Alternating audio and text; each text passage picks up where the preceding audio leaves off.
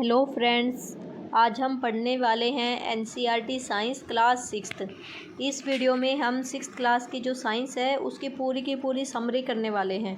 अगर आप किसी भी टीचिंग एग्ज़ाम की तैयारी कर रहे हैं, सीटेट, बीपीएससी, कोई भी, तो ये वीडियो आपके लिए बहुत हेल्पफुल रहने वाली है। शुरू करते हैं। सबसे पहले है कि कंपोनेंट ऑफ फूड। जो भी फूड हम लेते हैं उसके कुछ कंपोनेंट होते हैं, कुछ न्यूट्रिएंट्स होते हैं। जैसे जो भी खाना हमने खाया है उसके अंदर carbohydrate, protein, fat, vitamin, minerals, ये सारी चीज़ें प्रेजेंट होती हैं।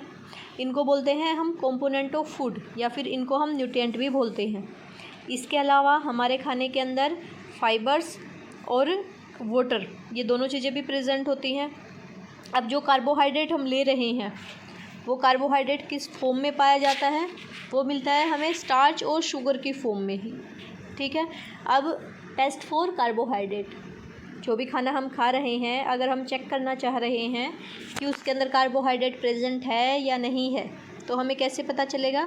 उसके लिए हमारे पास आयोडीन टेस्ट होता है। जो भी फूड पार्टिकल है हमारे पास जिसको टेस्ट करना है, उसको लेंगे हम और उसके ऊपर 2-3 ड्रॉप्स ऑफ आयोडीन सॉल्यूशन की उसके ऊपर डालेंगे। अगर वो food item blue black colour show करता है, अगर उसका कलर ब्लू ब्लैक आ जाता है फूड आइटम के ऊपर, जैसे ही आपने आयोडीन सॉल्यूशन डाला, अगर उसका कलर चेंज होकर ब्लू ब्लैक बन जाता है, तो इसका मतलब उसके अंदर कार्बोहाइड्रेट प्रेजेंट है। अदरवाइज उसके अंदर नहीं है प्रेजेंट। ठीक है। नेक्स्ट है टेस्ट फॉर प्रोटीन। अगर आपको प्रोटीन के लिए टेस्ट करना है तो आप क्या करेंगे? जो भी फूड आइटम है हमारे पास, आप उसको लेंगे, उसका पाउडर्ड फॉर्म बनाएंगे, उसको अच्छे से मतलब ग्राइंड कर देंगे और उसको टेस्ट ट्यूब के अंदर डाल देंगे। उसका सॉल्यूशन सा बना लिया है हमने। फिर हम क्या करेंगे? उसके ऊपर 2 ड्रॉप्स ऑफ कॉपर सल्फेट की 2 ड्रॉप डालेंगे और उसके बाद उसके अंदर जो कॉस्टिक सोडा का सॉल्यूशन होता है उसकी आप उसके अंदर 10 ड्रॉप्स डालेंगे। अगर ये सब ऐड करने के बाद उसका वायलेट कलर आता है तो इसका मतलब उसके अंदर प्रोटीन जो है वो प्रेजेंट है। ठीक है। तो इन क्वेश्चंस में सीधा ये भी पूछ लिया जाता है कि कार्बोहाइड्रेट के लिए जब हम टेस्ट करते हैं, आयोडीन टेस्ट करते हैं, तो कौन सा कलर आता है जो कार्बोहाइड्रेट की प्रेजेंस को इंडिकेट करता है? तो आप बताएंगे कि ब्लू ब्लैक कलर आएगा। या फिर आपसे ऐसे पूछ लिया जाएगा कि जब हम प्रोटीन के लिए टेस्ट करते हैं तो किस कलर की इंडिकेशन से पता चलेगा कि प्रोटीन प्रेजेंट है? तो वायलेट कलर अगर आ रहा है, कॉपर सल्फेट की 2 ड्रॉप ऐड की, कास्टिक सोडा सॉल्यूशन की 10 ड्रॉप्स ऐड की, और अगर वायलेट कलर आ रहा है तो इसका मतलब उसके अंदर प्रोटीन प्रेजेंट है। उसके बाद है टेस्ट फॉर फैट। अगर हमें फ़ैट के लिए टेस्ट करना है, फ़ैट के लिए टेस्ट बहुत ही आसान है। आप क्या करेंगे? एक पेपर लेंगे, पेपर के अंदर जो भी फूड आइटम लेना है वो लेंगे, उसको अच्छे से क्रश कर देंगे, बिल्कुल उसका चूरा बना देंगे, और उसके बाद उस पेपर को आप ओपन करके देखेंगे। अगर उसके ऊपर ऑयली पैचेज शो हो रहे हैं, इसका मतलब उसके अंदर फैट प्रेजेंट है, और अगर ऑयली पैच नहीं शो हो रहे तो फैट प्रेजेंट नहीं है। ठीक है। अब ये देखो, ये आपको दे रखे हैं जितने भी फैट के मतलब सोर्स हैं। फ़ैट हमारे पास किस किस चीज़ में मिलता है? जिस चीज़ का हम ऑयल बना सकते हैं, या फिर जिन जिन चीज़ों के अंदर चिकनाई होती है उन सब के अंदर ही फ़ैट प्रेजेंट होता है। जैसे सनफ्लावर का, आपने सूरजमुखी का तेल आपने सुना होगा, कोकोनट ऑयल आपने सुना होगा, सोयाबीन ऑयल आपने सुना है, मस्टर्ड ऑयल आपने सुना है। तो ये सारे के सारे जो ऑयल जिन चीज़ों से बन रहा है उन सब के अंदर फ़ैट प्रेजेंट है। जो नट्स होते हैं, तिल का भी तेल बनता है, ग्राउंड नट्स, जो मूंगफलियाँ होती हैं, इन सब में क्या होता है? फ़ैट प्रेजेंट होता है। ठीक है। और जो कार्बोहाइड्रेट होते हैं, कार्बोहाइड्रेट का और फैट का टेस्ट हमने देख लिया। अब हम ये देखेंगे कि इनकी हमारी बॉडी को रिक्वायरमेंट क्यों है, क्या देते हैं ये हमारी बॉडी को। तो कार्बोहाइड्रेट और जो फैट होता है वो हमें एनर्जी देने का काम करते हैं, इसलिए हम इनको एनर्जी गिविंग फूड भी बोलते हैं। दोनों ही चीज़ें एनर्जी दे रही हैं, लेकिन ज़्यादा कौन देगा? अगर आपने सेम अमाउंट में कार्बोहाइड्रेट को कंज्यूम किया, सेम अमाउंट में आपने फ़ैट को कंज्यूम किया, तो जो फ़ैट होगा वो आपको ज़्यादा एनर्जी देगा एज़ कम्पेयर टू कार्बोहाइड्रेट। ठीक है। उसके बाद है जो सबसे ज़्यादा कार्बोहाइड्रेट किसके अंदर मिलता है, किस फूड के अंदर सबसे ज़्यादा कार्बोहाइड्रेट होता है? राइस के अंदर। राइस जो है सबसे रिच सोर्स है कार्बोहाइड्रेट का। ठीक है। उसके बाद ये आपको कुछ कार्बोहाइड्रेट के सोर्स दे रखे हैं, जिन जिन चीज़ों कार्बोहाइड्रेट देखो, एक तो जो भी अनाज होता है उन सब के अंदर कार्बोहाइड्रेट होता है, जैसे चावल है, ये गेहूँ होता है, बाजरा, मक्का, इन और क्या होता है, इसके अलावा जो आलू होता है, शुगर केन होता है, इन सब चीज़ों के अंदर क्या होता है, हमारे पास कार्बोहाइड्रेट प्रेजेंट होगा। और प्रोटीन जो होता है, प्रोटीन का काम होता है हमारी टिश्यू बनाता है हमारी बॉडी के अंदर ये, जिसकी वजह से हमारी बॉडी ग्रोथ करती है। या फिर जब हमें एक्सीडेंट वगैरह हो जाता है, हमें चोट लग जाती है, तो वहाँ से क्या होता है, हमारी सेल जो होती हैं वो डेड हो जाती हैं, तो हमें और सेल को बनाना होता है, हमारी बॉडी में और टिश्यू को बनना होता है, तो उस टाइम पे हमारी बॉडी को प्रोटीन की बहुत ज़्यादा रिक्वायरमेंट होती है। ऐसे ही जो छोटे बच्चे होते हैं, अब वो क्या होता है, धीरे धीरे उनकी हाइट बढ़ती रहती है, उनको ग्रोथ करनी होती है, तो उनको भी प्रोटीन ज़्यादा अमाउंट में उनको ज़रूरत होती है प्रोटीन की। तो प्रोटीन का काम है हमारी बॉडी की ग्रोथ में हेल्प करता है और रिपेयरमेंट में हमारी हेल्प करता है। तो प्रोटीन को हम बोलते हैं बॉडी बिल्डिंग फूड, क्योंकि ये हमारी बॉडी को बिल्ड कर रहा है ना, तो प्रोटीन है हमारा बॉडी बिल्डिंग फूड। अब प्रोटीन के सोर्स क्या होते हैं, जितनी भी दालें होती हैं या जिन जिन चीज़ों में दाना होता है उन सब के अंदर प्रोटीन आपको मिलेगा। जैसे दाल है, छोले हैं, चना है, राजमा है, बीन्स हैं, मूंग, ग्राम, इन सब के अंदर क्या है, प्रोटीन होगा। इसके अलावा जो दूध है, मछली है, अंडा है, इन सब चीज़ों में भी प्रोटीन प्रेजेंट होता है। उसके बाद है विटामिन। अब विटामिन का काम क्या है, vitamin helps in protecting our body against disease. ये हमारी बॉडी को बीमारियों से बचाता है। अगर हम विटामिन मिनरल्स अच्छे से ले रहे हैं तो हम कम बीमार पड़ेंगे, और अगर हमारी बॉडी में इनकी कमी हो जाएगी तो फिर हम बीमार हो जाएंगे। तो विटामिन का काम है बॉडी को बीमारियों से बचाना, डिजीज़ से हमारी बॉडी को प्रोटेक्ट करता है, हमारी जो हमें हेल्दी रखने में हेल्प करता है, जैसे हमारी आइज़ को, बोन्स को, टिथ को, इन सब चीज़ों को हेल्दी रखता है। अगर नहीं लेंगे तो ये धीरे धीरे मतलब कमज़ोर हो जाएंगे, ख़राब हो जाएंगे। जैसे विटामिन ए है, विटामिन ए जो होता है वो हमारी आइज़ के लिए और हमारी स्किन के लिए हेल्पफुल होता है। अगर ए आप नहीं ले रहे हैं विटामिन ए, तो क्या होगा, आइज़ वीक हो जाएंगी और स्किन डिजीज़, एलर्जी वगैरह हमें होनी शुरू हो जाएगी। ऐसे ही विटामिन सी, विटामिन सी जो होता है वो बॉडी को फाइट करने में हेल्प करता है। जैसे हमारी बॉडी में कोई भी माइक्रो ऑर्गेनिज्म चला गया है तो हमारी बॉडी क्या करेगी, उससे फाइट करेगी ना, तो विटामिन सी उसको फाइट करने में हेल्प करता है। विटामिन डी का काम होता है हमारी टीथ के लिए और बोन के लिए कैल्शियम को यूज़ करने में हेल्प करेगा।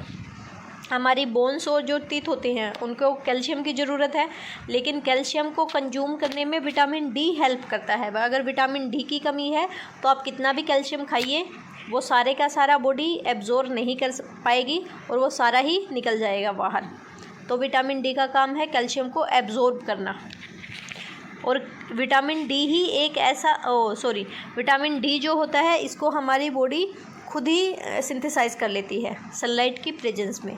अगर हम सनलाइट ले रहे हैं तो हमारी बॉडी क्या करेगी, विटामिन डी खुद ही सिंथेसाइज कर लेगी, बाहर से आपको लेने की ज़रूरत भी नहीं है। और जो विटामिन सी होता है, ये आप कुकिंग कर रहे हो अगर जिस फूड के अंदर विटामिन सी है और आपने उसको हीट किया, कुकिंग में उसको यूज़ किया, तो क्या होगा, उसके अंदर का विटामिन सी जो होता है वो डिस्ट्रॉय हो जाता है। तो विटामिन सी एक ऐसा विटामिन है जो कुकिंग से डिस्ट्रॉय होता है, इसलिए आपको इसको कच्चा ही खाना पड़ता है। अब बारी आई डाइटरी फाइबर्स की। डाइटरी फाइबर जो होते हैं उनको हम रफेज भी बोलते हैं, और ये हमें मेनली मिलते हैं प्लांट प्रोडक्ट से। जितनी भी सब्जी हैं, फल हैं, लगभग उन सब के अंदर डाइटरी फाइबर्स होते हैं। और जैसे होल ग्रेन्स आप ले रहे हैं, जो भी छिलके वाली चीज़ें आप खा रहे हैं, दाल है, पोटैटो है, फ्रूट है, वेजिटेबल है, इन सब के अंदर डाइटरी फाइबर्स होते हैं, या फिर आप रफेज भी इसको बोल सकते हैं। अब आपको एक चीज़ ध्यान रखनी है कि जो डाइटरी फाइबर होते हैं वो हमारी बॉडी को कोई न्यूट्रिएंट नहीं देते, मतलब वो हमें कोई न्यूट्रिएंट नहीं दे रहे हैं, ना वो हमें मतलब एनर्जी दे रहे हैं, ना हमारी बॉडी की वो ग्रोथ में हेल्प करें, कोई न्यूट्रिएंट नहीं दे रहे, फिर भी हमें उनको लेना होता है। क्यों? क्योंकि जो डाइटरी फाइबर होते हैं वो हमारी बॉडी में जाते हैं और जितना भी अनडाइजेस्टेड फूड होता है उसके वॉल्यूम को बढ़ा देते हैं और हमारी बॉडी से बाहर निकालने में मदद करते हैं। तो इससे क्या रहता है, हमारी बॉडी अच्छे से फंक्शन कर पाती है। तो अनडाइजेस्टेड फूड को बाहर निकालने में हमारी बॉडी से, get rid of undigested food, उसमें ये हेल्प करेंगे। अब बारी है वाटर। हम बहुत सारा वाटर दिन में कंज्यूम करते हैं, डायरेक्ट हम पानी पीते हैं। इसके अलावा हम दूध, लस्सी, छाछ, ये सारी चीज़ें अगर पी रहे हैं तो उनके अंदर भी पानी होता है। जो सैलेड, फ्रूट, वेजिटेबल जो भी आप खा रहे हैं उन सब के अंदर पानी होता है। अब खाना बनाते हो तो उसमें भी पानी को ऐड किया जाता है। आटा लगाते हैं तो आटे में पानी को ऐड किया जाता है। तो इस तरीके से हमारी बॉडी वहाँ से भी वाटर को कंज्यूम करती है। अब वाटर की हमारी बॉडी को बहुत ज़्यादा ज़रूरत है। क्यों? क्योंकि जो भी खाना आपने खाया उसके अंदर बहुत सारे न्यूट्रिएंट थे, लेकिन उन न्यूट्रिएंट को एब्जॉर्ब करने में वाटर ही मदद करेगा। अगर आपने वाटर नहीं लिया तो वो एब्जॉर्ब नहीं हो पाएंगे अच्छे से, तो जो भी आप खाओगे वो वेस्ट हो जाएगा। तो ये क्या काम करता है वाटर? वाटर का काम है न्यूट्रिएंट को एब्जॉर्ब करना। और जो वेस्ट होता है, कुछ वेस्ट को वाटर जो होता है वो बॉडी से बाहर भी निकाल देता है, जैसे यूरिन की फॉर्म में, या फिर हमें पसीना आता है, स्वेट आता है, उसकी फॉर्म में। अब बारी है बैलेंस्ड डाइट। बैलेंस डाइट क्या होती है? बैलेंस डाइट का मतलब है आपको ऐसा खाना खाना है जिसके अंदर सारे के सारे न्यूट्रिएंट प्रेजेंट हों और एक राइट क्वांटिटी में प्रेजेंट हो। ऐसा नहीं होना चाहिए कि कोई कंपोनेंट तो बहुत ज़्यादा है और कोई कंपोनेंट बहुत ही कम है या है ही नहीं। तो हमें हमारी अच्छे से ग्रोथ हो, हम बीमारियों से बचे रहें, हेल्दी हम रहें। इसके लिए क्या ज़रूरी है कि हमारी बॉडी के अंदर जो भी हम खाना खाएंगे उसमें सारे के सारे न्यूट्रिएंट एक राइट क्वांटिटी में प्रेजेंट हो, उसके अंदर थोड़ा रफेज भी हो और उसमें वाटर भी आप ऐड करें। तो ऐसी जो डाइट होती है उसको हम बैलेंस डाइट बोलते हैं। अब है डेफिशिएंसी डिजीज़ क्या होती हैं।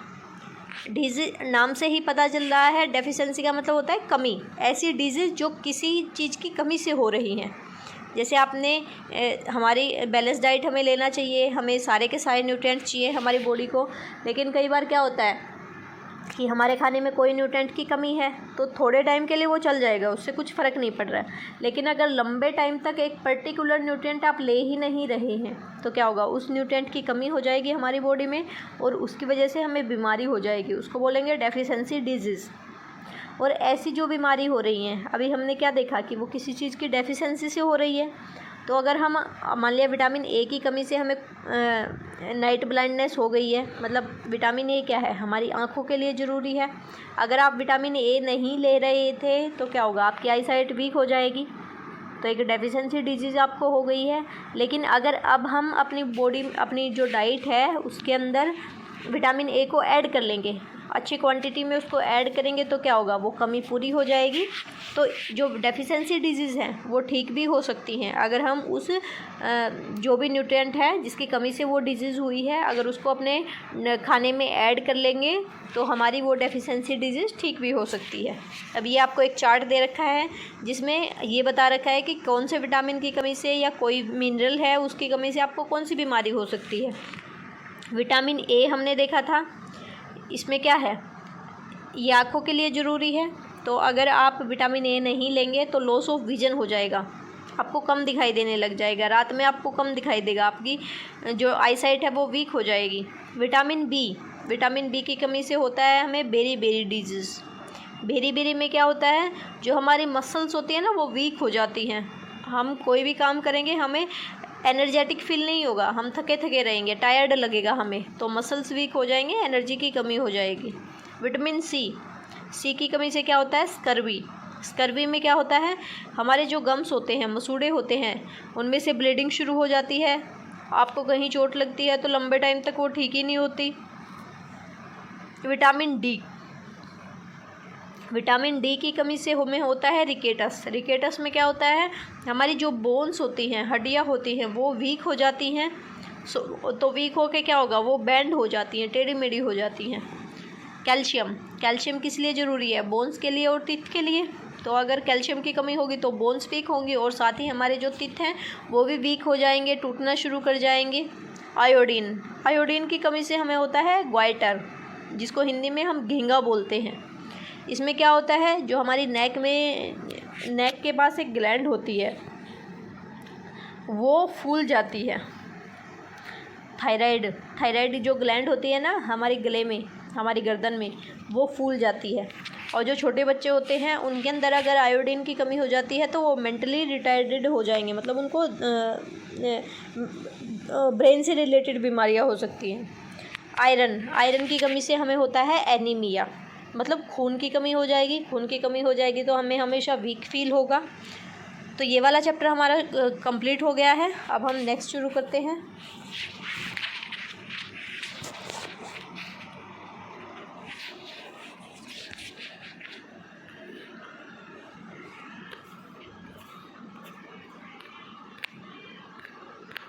देखो, नेक्स्ट चैप्टर में आपको बताया गया है कि ट्रांसपेरेंट कोई भी ऑब्जेक्ट है हमारे पास, वो ट्रांसपेरेंट है, ट्रांसलूसेंट है या ओपेक है, ये हमें कैसे पता चलेगा। ट्रांसपेरेंट किसको बोलते हैं हम?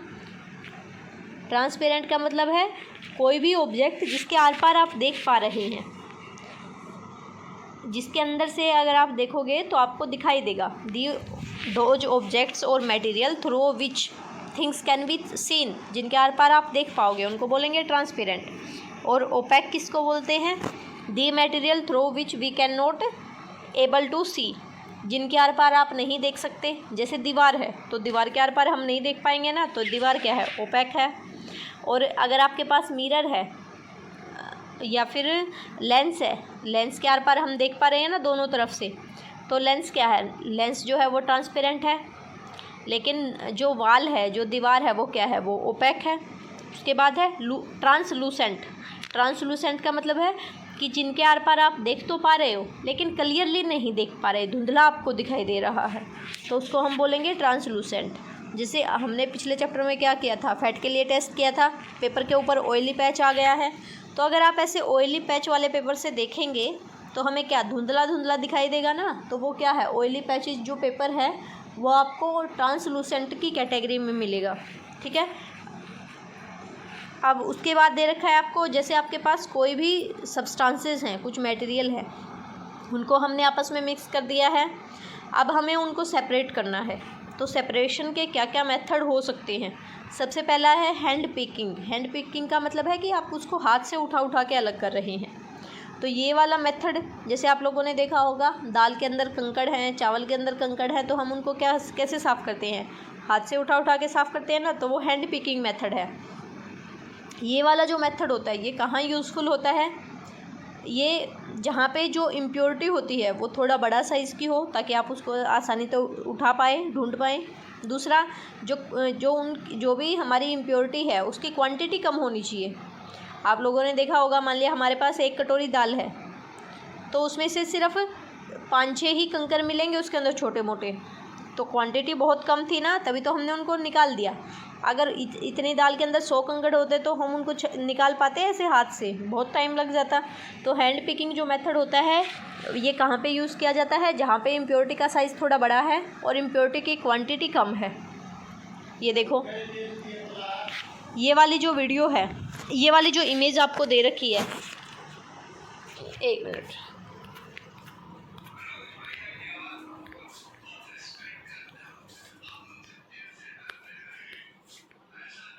इसमें देखो, इसमें आपको क्या दिखाई दे रहा है?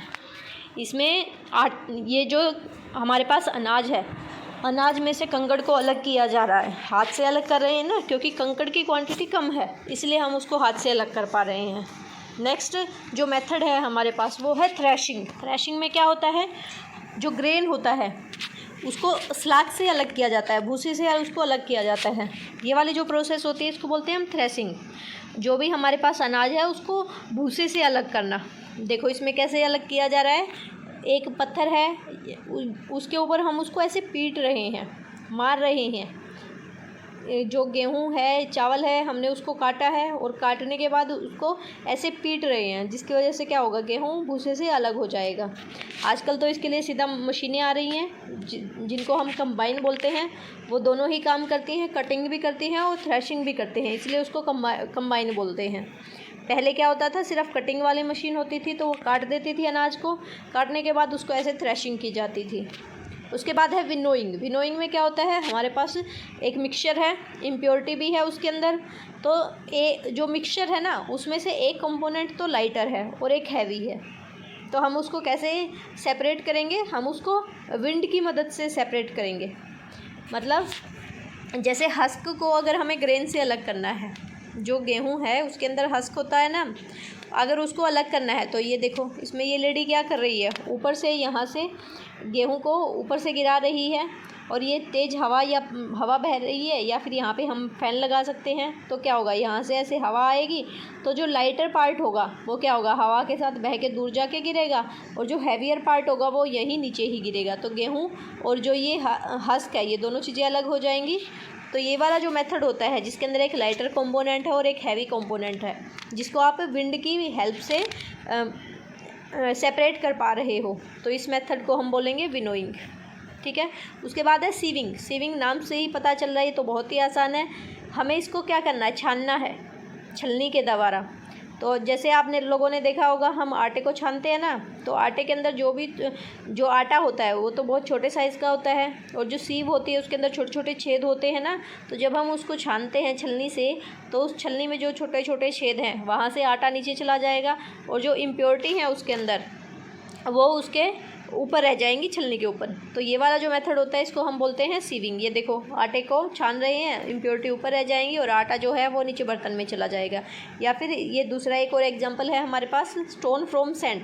अगर सैंड के अंदर बहुत सारे स्टोन हैं तो जब घर बनाते हैं तो उस टाइम पे क्या करते हैं, सैंड को छाना जाता है ना, सीविंग की जाती है उसकी।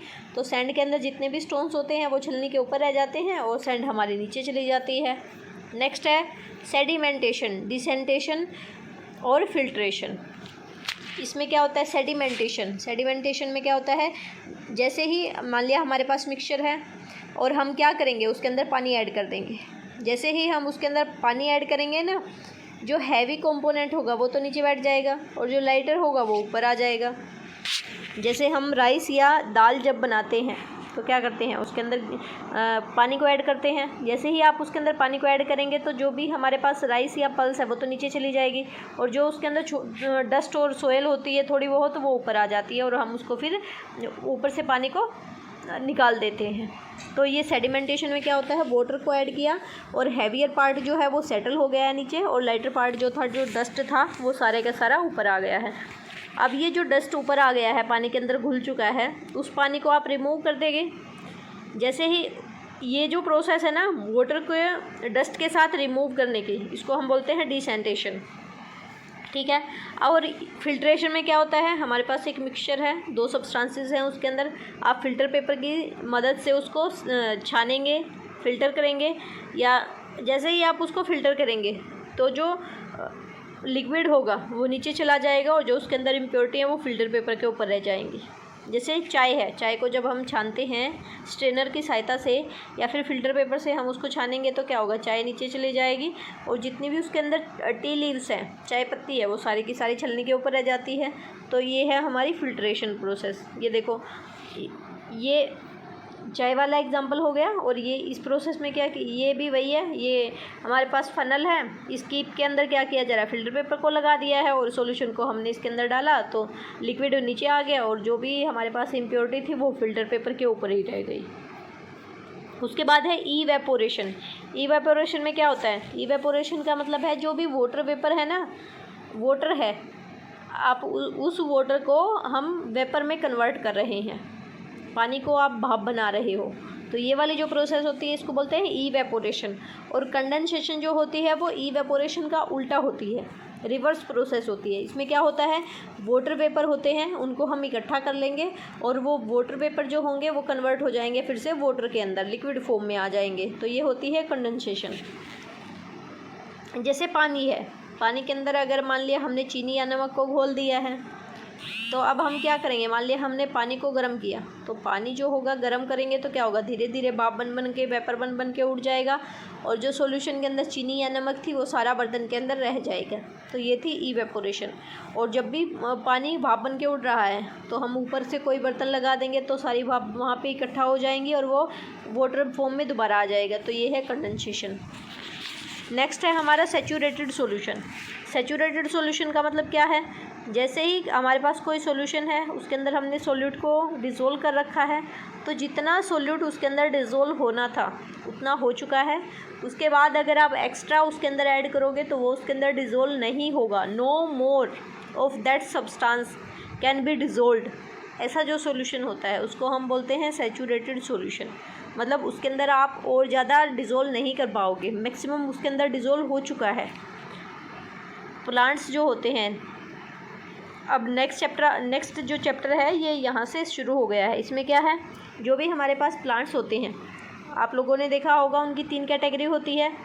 हमारे आसपास जितने भी प्लांट्स आपने देखे हैं सब बिल्कुल अलग अलग हैं। कोई मोटा है, कोई पतला है, किसी की हाइट कम है, कोई नीचे ही फैला हुआ है, कोई बहुत लंबा है। तो इसलिए हमने अपनी सुविधा के लिए क्या किया है, उनको स्टडी करने के लिए हमने उनकी अलग अलग कैटेगरी बना दी है। तो प्लांट्स को हमने 3 कैटेगरी में डिवाइड किया है, हर्ब, सर्ब और ट्री। हर्ब क्या होती हैं? हर्ब जो होती हैं ऐसे प्लांट होते हैं जिनका ग्रीन स्टेम होता है और बहुत ही टेंडर होता है। टेंडर का मतलब है लचीला होता है, आप उसको मोड़ोगे वो आसानी से मुड़ जाएगा। तो इनको हम बोलते हैं हर्ब्स। इनकी हाइट छोटी होती है और इनके अंदर ब्रांचेस या तो बहुत कम होंगी या होंगी ही नहीं। जैसे टोमेटो का प्लांट आपने देखा होगा, छोटी सी हाइट का होता है और क्या होता है उसके अंदर ब्रांचेस ज़्यादा नहीं होती हैं और उसका जो स्टेम होता है वो ग्रीन कलर का होता है, टेंडर होता है, पतला सा होता है। तो ये है हमारे पास हर्ब। सर्ब में क्या होता है, सर्ब का जो स्टेम होता है वो हार्ड होता है, ब्राउन कलर का होता है। हार्ड तो वो होगा लेकिन ज़्यादा मोटा नहीं होता और साथ ही उसके अंदर जो ब्रांचेज होती हैं वो बेस के पास से ही शुरू हो जाती हैं, मतलब बिल्कुल नीचे से, ज़मीन के पास से ही उसमें से ब्रांचेज निकलनी शुरू हो जाएंगी। ये होती हैं सर्ब।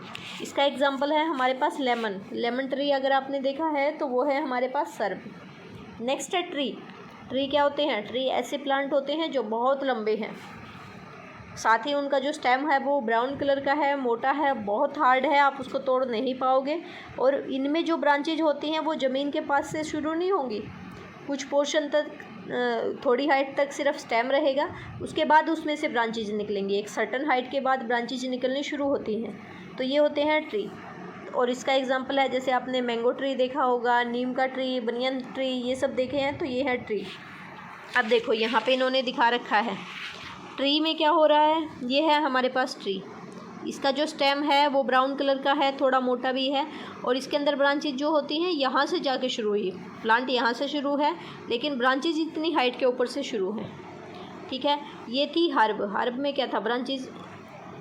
ये देखो ये हमारे पास हर्ब है। हर्ब के अंदर देखो कोई ब्रांच ही नहीं है, सीधे पत्ते हैं, बहुत पतला सा इसके अंदर स्टेम है, ग्रीन कलर का है और टेंडर है। और जो सर्ब है हमारे पास सेकंड, सर्ब के अंदर ब्रांचेज हैं, ज़मीन के पास से ही निकलनी शुरू हो गई। इसका स्टेम जो है ज़्यादा मोटा नहीं है लेकिन हार्ड है ये, ठीक है। तो नेक्स्ट है हमारे पास क्रीपर क्या होते हैं? ये भी प्लांट ही हैं लेकिन इनका जो स्टेम होता है ना वो बहुत वीक होता है, इतना वीक होता है कि वो अपने आप सीधा खड़ा नहीं रह सकता। तो इसलिए क्या होगा, वो ज़मीन के ऊपर ही फैल जाएंगे। तो इनको हम बोलेंगे क्रीपर्स, मतलब जो खुद सीधा खड़ा नहीं रह सकती, इसलिए वो ज़मीन के ऊपर ही फैल गई हैं, ग्राउंड के ऊपर ही स्प्रेड हो गई हैं। क्लाइंबर जो होते हैं इनका स्टेम भी वीक होता है, ये भी नहीं खड़े रह पाएंगे खुद, लेकिन अगर हम इनको सहारा दे देंगे किसी लकड़ी का, किसी पेड़ का, तो उसके सहारे ये ऊपर चले जाएंगे। जैसे ही इनको सपोर्ट मिलेगा ये क्लाइंब अप कर जाएंगे, मतलब उसके ऊपर ये चढ़ते चले जाएंगे, वहाँ से इनकी हाइट बढ़ती चली जाएगी। तो इनको हम बोलेंगे क्लाइंबर, क्योंकि ये ऊपर जा रहे हैं ना, क्लाइंबर हैं ये। उसके बाद है, ये तो हमने देख लिया प्लांट की क्या क्या कैटेगरी है, किस किस टाइप के हमारे पास प्लांट्स होते हैं। अब हम देखेंगे प्लांट्स के बहुत सारे पार्ट हैं। प्लांट्स के अंदर स्टेम है, रूट है, लीफ है, बहुत सारी चीज़ें हैं। तो हम इनके वर्क देखेंगे कि इनका फंक्शन क्या है प्लांट के अंदर। सबसे पहले जो स्टेम है, स्टेम का काम क्या है? स्टेम क्या करता है, जो रूट्स होती है ना, रूट्स मिट्टी के अंदर जो मिनरल्स और वाटर हैं उसको एब्जॉर्ब कर लेगी। लेकिन स्टेम क्या करेगा, रूट ने उसको एब्जॉर्ब कर लिया, अब स्टेम उसको क्या करेगा, स्टेम उसको कंडक्ट करेगा। कंडक्ट करने का मतलब है उसके अंदर से वाटर और मिनरल फ्लो करके ऊपर जाएंगे लीफ के पास। तो स्टेम का काम है वाटर और मिनरल को कंडक्ट करना from roots to different part of plant, from roots to leaf, root से निकलेंगे और लीफ तक जाएंगे। ऐसे ही जो कार्बोहाइड्रेट बनेगा, पत्ते जो होंगे,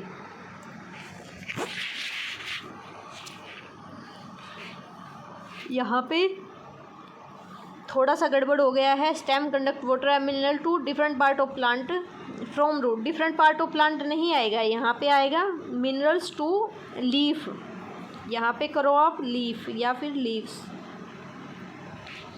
क्योंकि वाटर और मिनरल कहाँ जाएंगे, लीफ के पास जाएंगे। लीफ वहाँ पे फोटोसिंथेसिस करेगा, फोटोसिंथेसिस करने के बाद जो कार्बोहाइड्रेट बनेगा, अब वो कार्बोहाइड्रेट फिर से स्टेम के पास आएगा और स्टेम उसको कंडक्ट करके हर एक पार्ट के पास भेज देगा। तो स्टेम का काम क्या है, वाटर और मिनरल को कंडक्ट करके वो लीफ तक भेजेगा, और जो कार्बोहाइड्रेट बनेगा उसको वो कहाँ पर कंडक्ट करेगा, डिफरेंट पार्ट ऑफ प्लांट्स तक। ठीक है, उसके बाद है लीफ। लीफ का काम क्या है, लीफ का काम हमने अभी अभी देखा, फोटोसिंथेसिस कर रहा है वो। अभी हम लीफ के सब चीज़ों के बारे में देखेंगे, उसका स्ट्रक्चर कैसा है। जो लीफ होता है ना, जैसे ये हमारे पास लीफ है, लीफ ये पूरा जो ग्रीन ब्रॉड पार्ट है ना लीफ का, इसको हम बोलेंगे लेमिना। और ये वाला जो पार्ट है लीफ का, जहाँ से ये स्टेम के साथ अटैच है, जहाँ से जुड़ा हुआ है स्टेम के साथ, इसको बोलते हैं पेटियोल। ठीक है, लेमिना और पेटियोल यहाँ पे यही दे रखा है। और ये जो हमारा प्लांट होता है, इसके ऊपर बहुत सारी वीन्स होती हैं, ये लाइनें सी होती हैं, देखो इस तरीके से, ये छोटी छोटी आपको लाइन्स दिखाई दे रही है, वीन्स दिखाई दे रही हैं, इनको हम बोलते हैं वीन्स। और जो ये बीच वाली थोड़ी मोटी है, जो थोड़ी लंबी है, इसको हम बोलेंगे मिड रिब। क्या बोलेंगे, मिड रिब। और जो ये पैटर्न इन वेन्स के कारण बन गया है, इस पैटर्न को हम बोलते हैं वेनिएशन। क्या बोलते हैं, वेनिएशंस। ठीक है, तो जो लीफ के ऊपर लाइन्स है उनको वेन्स बोलेंगे, और जो बीच में मोटे वाली लाइन है उसको मिडरिब बोलेंगे। और जो ये वेन्स ने जो ये पैटर्न बना रखा है, जो ये डिज़ाइन बना रखा है, इसको बोलेंगे लीफ वेनिएशन। और जो ये लीफ वेनिएशन होता है, ये 2 टाइप का होता है, एक होता है रेटिकुलेट और एक होता है पैरेलल। रेटिकुलेट वेनिएशन में क्या होता है, ये नेट लाइक बन जाता है। The design is net like on both side of midrib. मतलब जैसे ये लीफ है, ये मिडरिब हो गई है इसकी, ये 1 मिनट, जैसे मान लिया हमारे पास ये ऐसे लीफ है, ठीक है, तो ये मिडरिब है। अब मिडरिब के दोनों तरफ अगर नेट लाइक अगर एक पैटर्न बन रहा है, तो इसको बोलते हैं रेटिकुलेट वेनिएशन। ठीक है, पैरेलल वेनिएशन में क्या होता है, इसमें जितनी की भी वीन्स है ना, वो सारी की सारी एक दूसरे के पैरेलल्स होती हैं। जैसे ये मान लिया लीफ है हमारे पास, तो इसके अंदर इस तरीके से पैरेलल वीन्स होंगी। ठीक है, तो ये होगा पैरेलल वेनिएशन। ये देखो वीन्स मिडरिब दिखा रखे हैं, और ये रेटिकुलेट वेनिएशन है, और ये इधर जो है ये रेटिकुलेट वेनिएशन है, और ये पैरेलल वेनिएशन होता है हमारे पास। उसके बाद है ट्रांसपीरेशन। ट्रांसपीरेशन का मतलब क्या है, water comes out of leaf in the form of vapours by a process called transpiration. जो वाटर होता है ना लीफ के अंदर, वो वेपर्स की फॉर्म में बाहर निकलता रहता है। पानी जो होता है, प्लांट ने क्या किया है, प्लांट की जो रूट्स थी वहाँ से वाटर को एब्जॉर्ब किया गया, वो स्टेम में से कंडक्ट होता लीफ के पास चला गया है। लीफ ने क्या किया, फोटोसिंथेसिस की। लेकिन कुछ जो वाटर प्लांट के पास बच गया है एक्स्ट्रा, वो वाटर जो होता है लीफ में से बाहर निकलता रहता है वेपर्स की फॉर्म में, तो इसको बोलते हैं हम ट्रांसपीरेशन। आप लोगों ने सुबह देखा होगा कि जो प्लांट्स होते हैं उनके लीफ के ऊपर ओस की बूंदें मिलती हैं। वो जो ओस होती है ना, वो पानी वाटर जो आया है वो पौधे के अंदर से ही आया है। दिन के टाइम भी ट्रांसपीरेशन होती रहती है, लेकिन दिन के टाइम क्या होता है, सनलाइट होती है, तो जितनी भी ट्रांसपीरेशन हुई, जितना भी पानी वेपर बना, वो साथ के साथ भाप बन के उड़ जाता है, तो हमें दिखाई नहीं देता। लेकिन रात के टाइम सनलाइट नहीं होगी, तो सारे का सारा जो वाटर है वो इकट्ठा होता रहेगा, और सुबह हमें ओस की बूंदें दिखाई देंगी। ट्रांसपीरेशन का मतलब क्या हुआ, जो water comes out of leaf in the form of vapours, उसको हम बोलेंगे ट्रांसपीरेशन। तो प्लांट के 2 काम, लीफ होते हैं, उनके 2 काम हैं। एक काम है ट्रांसपीरेशन करने का, पानी को बाहर निकालने का, और दूसरा काम है फोटोसिंथेसिस करने का। फोटोसिंथेसिस आपको पता ही है, जो पौधे होते हैं वो अपना खाना बनाते हैं, लेकिन कैसे बनाएंगे, वाटर और मिनरल को एब्जॉर्ब करेंगे सॉइल के अंदर से, और एयर के अंदर से लेंगे वो कार्बन डाइऑक्साइड को। और जो ग्रीन प्लांट्स होते हैं उनके अंदर क्लोरोफिल प्रेजेंट होता ही है। साथ ही वो क्या करेंगे, सनलाइट की प्रेजेंस में कार्बोहाइड्रेट बनाएंगे और ऑक्सीजन बनाएंगे। जो ऑक्सीजन होगी वो मतलब एटमॉस्फेयर के अंदर फिर से चली जाएगी और जो कार्बोहाइड्रेट होगा उसका प्लांट यूज़ कर लेगा और स्टोर कर लेगा।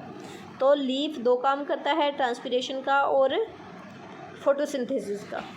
और जो भी हमारे पास प्लांट होता है उसका जो लीफ होता है उसके अंदर बहुत छोटे छोटे छेद होते हैं, उनको हम बोलते हैं स्टोमेटा। स्टोमेटा का काम क्या है, अब पौधे को फोटोसिंथेसिस करनी है तो उसको कार्बन डाइऑक्साइड चाहिए। तो स्टोमेटा में बहुत छोटे छोटे जो छेद होते हैं वहाँ से क्या होता है, वो बाहर से कार्बन डाइऑक्साइड को एब्जॉर्ब कर लेंगे, खोल देंगे।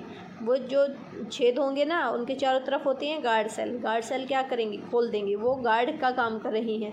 स्टोमेटो को ओपन करने का और क्लोज़ करने का काम करती हैं। जैसे ही उसको कार्बन डाइऑक्साइड चाहिए स्टोमेटा को ओपन कर देगी, कार्बन डाइऑक्साइड अंदर आई उसको क्लोज़ कर देंगी, फिर फोटोसिंथेसिस होगी। उसके बाद जो ऑक्सीजन बनेगी तो उस ऑक्सीजन को बाहर निकालना है तो फिर से जो स्टोमेटा होंगे उनको वो ओपन कर देगी। ऐसे ही जब उसको ट्रांसपिरेशन करना होता है, पानी को बाहर निकालना होता है तो फिर से ओपन कर देंगी और ये सब प्रोसेस चलती रहती है। ठीक है, तो ये आपको पता होना चाहिए कि प्लांट के अंदर जो पत्ता है, पत्ते के अंदर जो छोटे छोटे छेद होते हैं उनको हम क्या बोलते हैं, होल्स को बोलेंगे हम स्टोमेटा। रूट्स, अब जो रूट होती हैं प्लांट की उनका काम क्या है, क्या उनके टाइप हैं, वो सब हम देखेंगे। जो रूट्स होती हैं, रूट का एक काम तो है वाटर और मिनरल को एब्जॉर्ब करने का। दूसरा जो रूट्स होती हैं वो मिट्टी के अंदर होती हैं, तो वो मिट्टी को मतलब बहुत स्ट्रॉन्गली होल्ड कर लेती हैं, पकड़ लेती हैं, जिसकी वजह से जो पौधा है वो खड़ा रह पाता है। तो ये प्लांट को एंकर करती हैं सोइल के अंदर, मिट्टी के अंदर उसको बांध के रखती हैं।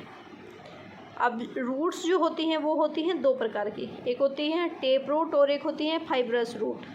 टेप रूट में क्या होता है, टेप रूट में आपके पास एक देखो, जैसे मान लिया ये टेप रूट है, ये हमारे पास टेप रूट है, तो एक तो मेन रूट हो गई और इसके ऊपर बहुत छोटी छोटी ऐसे पतली पतली अदर रूट्स भी होंगी। जो ये अदर रूट होंगी इनको बोलेंगे लेटरल रूट, लेटरल रूट्स। और जो ये बीच में मेन रूट थी इसको, ये है हमारी टेप रूट या फिर मेन रूट, इसको मेन रूट बोलेंगे। यहाँ पे थोड़ा सा गलत टाइप हो गया है, this type of roots there is one main root आएगा, यहाँ पे रोड लिखा गया है, ये that is called tap root. Main root होगी और साथ में जो छोटी छोटी रूट्स होंगी उनको हम बोलेंगे लेटरल रूट्स। और फाइब्रस रूट में क्या होता है, फाइब्रस रूट में कोई मेन रूट नहीं होती, सारी की सारी सिमिलर ही दिखाई देती हैं, तो ये होती है हमारे पास फाइब्रस रूट। देखो डायग्राम दे रखा है आपको, इसके अंदर क्या है, ये एक मेन रूट आई और ये छोटी छोटी इसके ऊपर अदर लेटरल रूट्स हैं, तो ये है हमारे पास टेप रूट। लेकिन इसके अंदर कोई मेन रही है, सारी की सारी सिमिलर ही दिखाई दे रही हैं, तो ये है हमारे पास फाइब्रस रूट। ठीक है, अब आपको एक चीज़ ध्यान रखनी है कि फाइब्रस रूट में मतलब किस टाइप की रूट है और जो लीफ है उसका कैसा वेनिएशन है, इनके बीच एक रिलेशन होता है। पैरेलल अगर वेनिएशन है तो फाइब्रस रूट उस प्लांट के अंदर मिलेंगी हमेशा ही, और अगर रेटिकुलेट वेनिएशन है तो उस प्लांट की आपको कैसी रूट मिलेंगी, टेप रूट। तो अगर हमें बताना है किसी भी पौधे की रूट कैसी है तो हमें पौधे को उखाड़ने की ज़रूरत नहीं है, हम उसके लीफ को देख के, लीफ के पैटर्न को देख के बता सकते हैं। लीफ देखेंगे, अगर लीफ जो है वो रेटिकुलेट पैटर्न है, उसके ऊपर रेटिकुलेट वेनिएशन आपको दिखाई दे रही है, तो इसका मतलब उसके अंदर टेप रूट मिलेगी। और अगर उसके ऊपर पैरेलल वेनिएशन है तो इसका मतलब उसके अंदर फाइब्रस रूट आपको प्रेजेंट मिलेगी। ठीक है, अब बारी आती है प्लांट जो होगा उसके अंदर फ्लावर होगा। फ्लावर के अंदर क्या क्या टाइप हैं, क्या क्या उसके पार्ट हैं, वो सब हम देखेंगे। तो जो भी आपके पास फ्लावर होता है उसके मेन पार्ट होते हैं 4, सेपल, पेटल, स्टेमन, पिस्टिल। ये 4 प्लांट के फ्लावर के मेन पार्ट होते हैं। अब जो फ्लावर होता है, हो सकता है फ्लावर अभी बड ही है, अभी तक वो फ्लावर बना ही नहीं, तो जो बड होता है, बड के अंदर जो डोमिनेंट पार्ट होता है कौन सा होगा, बड के अंदर जो होती हैं सीपल्स आपको ज़्यादा दिखाई देंगी, तो बड के अंदर प्रोमिनेंट पार्ट कौन सा हुआ, सीपल्स। लेकिन अगर वो फ्लावर बन चुका है पूरे का पूरा, वो ओपन फ्लावर है, तो उसके अंदर जो प्रोमिनेंट पार्ट होगा वो क्या होंगी, वो होंगी पिटल्स। ठीक है, ये देखो, अगर बड है तो बड के अंदर मेनली बाहर से आपको क्या दिखाई दे रही है, सीपल दिखाई दे रही हैं। लेकिन अगर ओपन फ्लावर है तो आपको बाहर से देखोगे तो सीपल दिखाई नहीं देंगी, वो तो नीचे चली गई हैं, आपको पिटल्स दिखाई देंगी। तो प्रोमिनेंट पार्ट फ्लावर के अंदर होगा पिटल्स और बर्ड के अंदर होगा सेपल्स। जो सेपल्स होती हैं वो लीफ लाइक दिखाई देती हैं, ये आपने देख ही ली होंगी यहाँ पे। अब बारी आती है पिस्टिल की। पिस्टिल क्या होती है? जो भी हमारा फ्लावर होता है ना, उसके अंदर एक फीमेल ऑर्गन होता है और एक मेल ऑर्गन होता है। तो जो पिस्टिल होता है वो फीमेल ऑर्गन है और स्टेमन जो है वो मेल ऑर्गन है।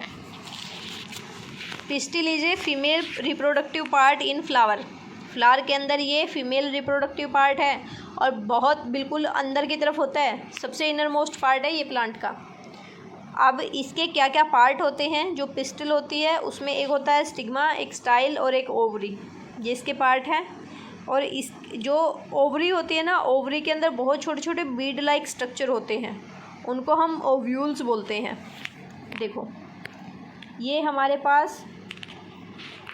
हमारे पास पिस्टिल का स्ट्रक्चर, ठीक है। इस पिस्टिल के स्ट्रक्चर के अंदर आपको क्या दिखाई देगा? स्टिग्मा दिखाई देगा, जो सबसे ऊपर की तरफ है वो स्टिग्मा है। ये बीच वाला जो पोर्शन है इसको हम स्टाइल बोलेंगे और ये वाला जो पोर्शन है इसको बोलते हैं ओवरी। अगर आप इस ओवरी को कट करेंगे तो आपको बहुत छोटे छोटे ऐसे बीड्स लाइक स्ट्रक्चर दिखाई देंगे, उनको हम बोलेंगे ओव्यूल, ठीक है। अब बारी आती है स्टेमन। स्टेमन जो होता है वो मेल रिप्रोडक्टिव पार्ट है। स्टेमन जो होता है वो एक मेल रिप्रोडक्टिव पार्ट है और इसके अंदर मेनली दो पार्ट होते हैं, एक होता है एंथर और एक होता है फिलामेंट, ठीक है। इसका डायग्राम एंथर और नहीं लगाया इसमें डायग्राम,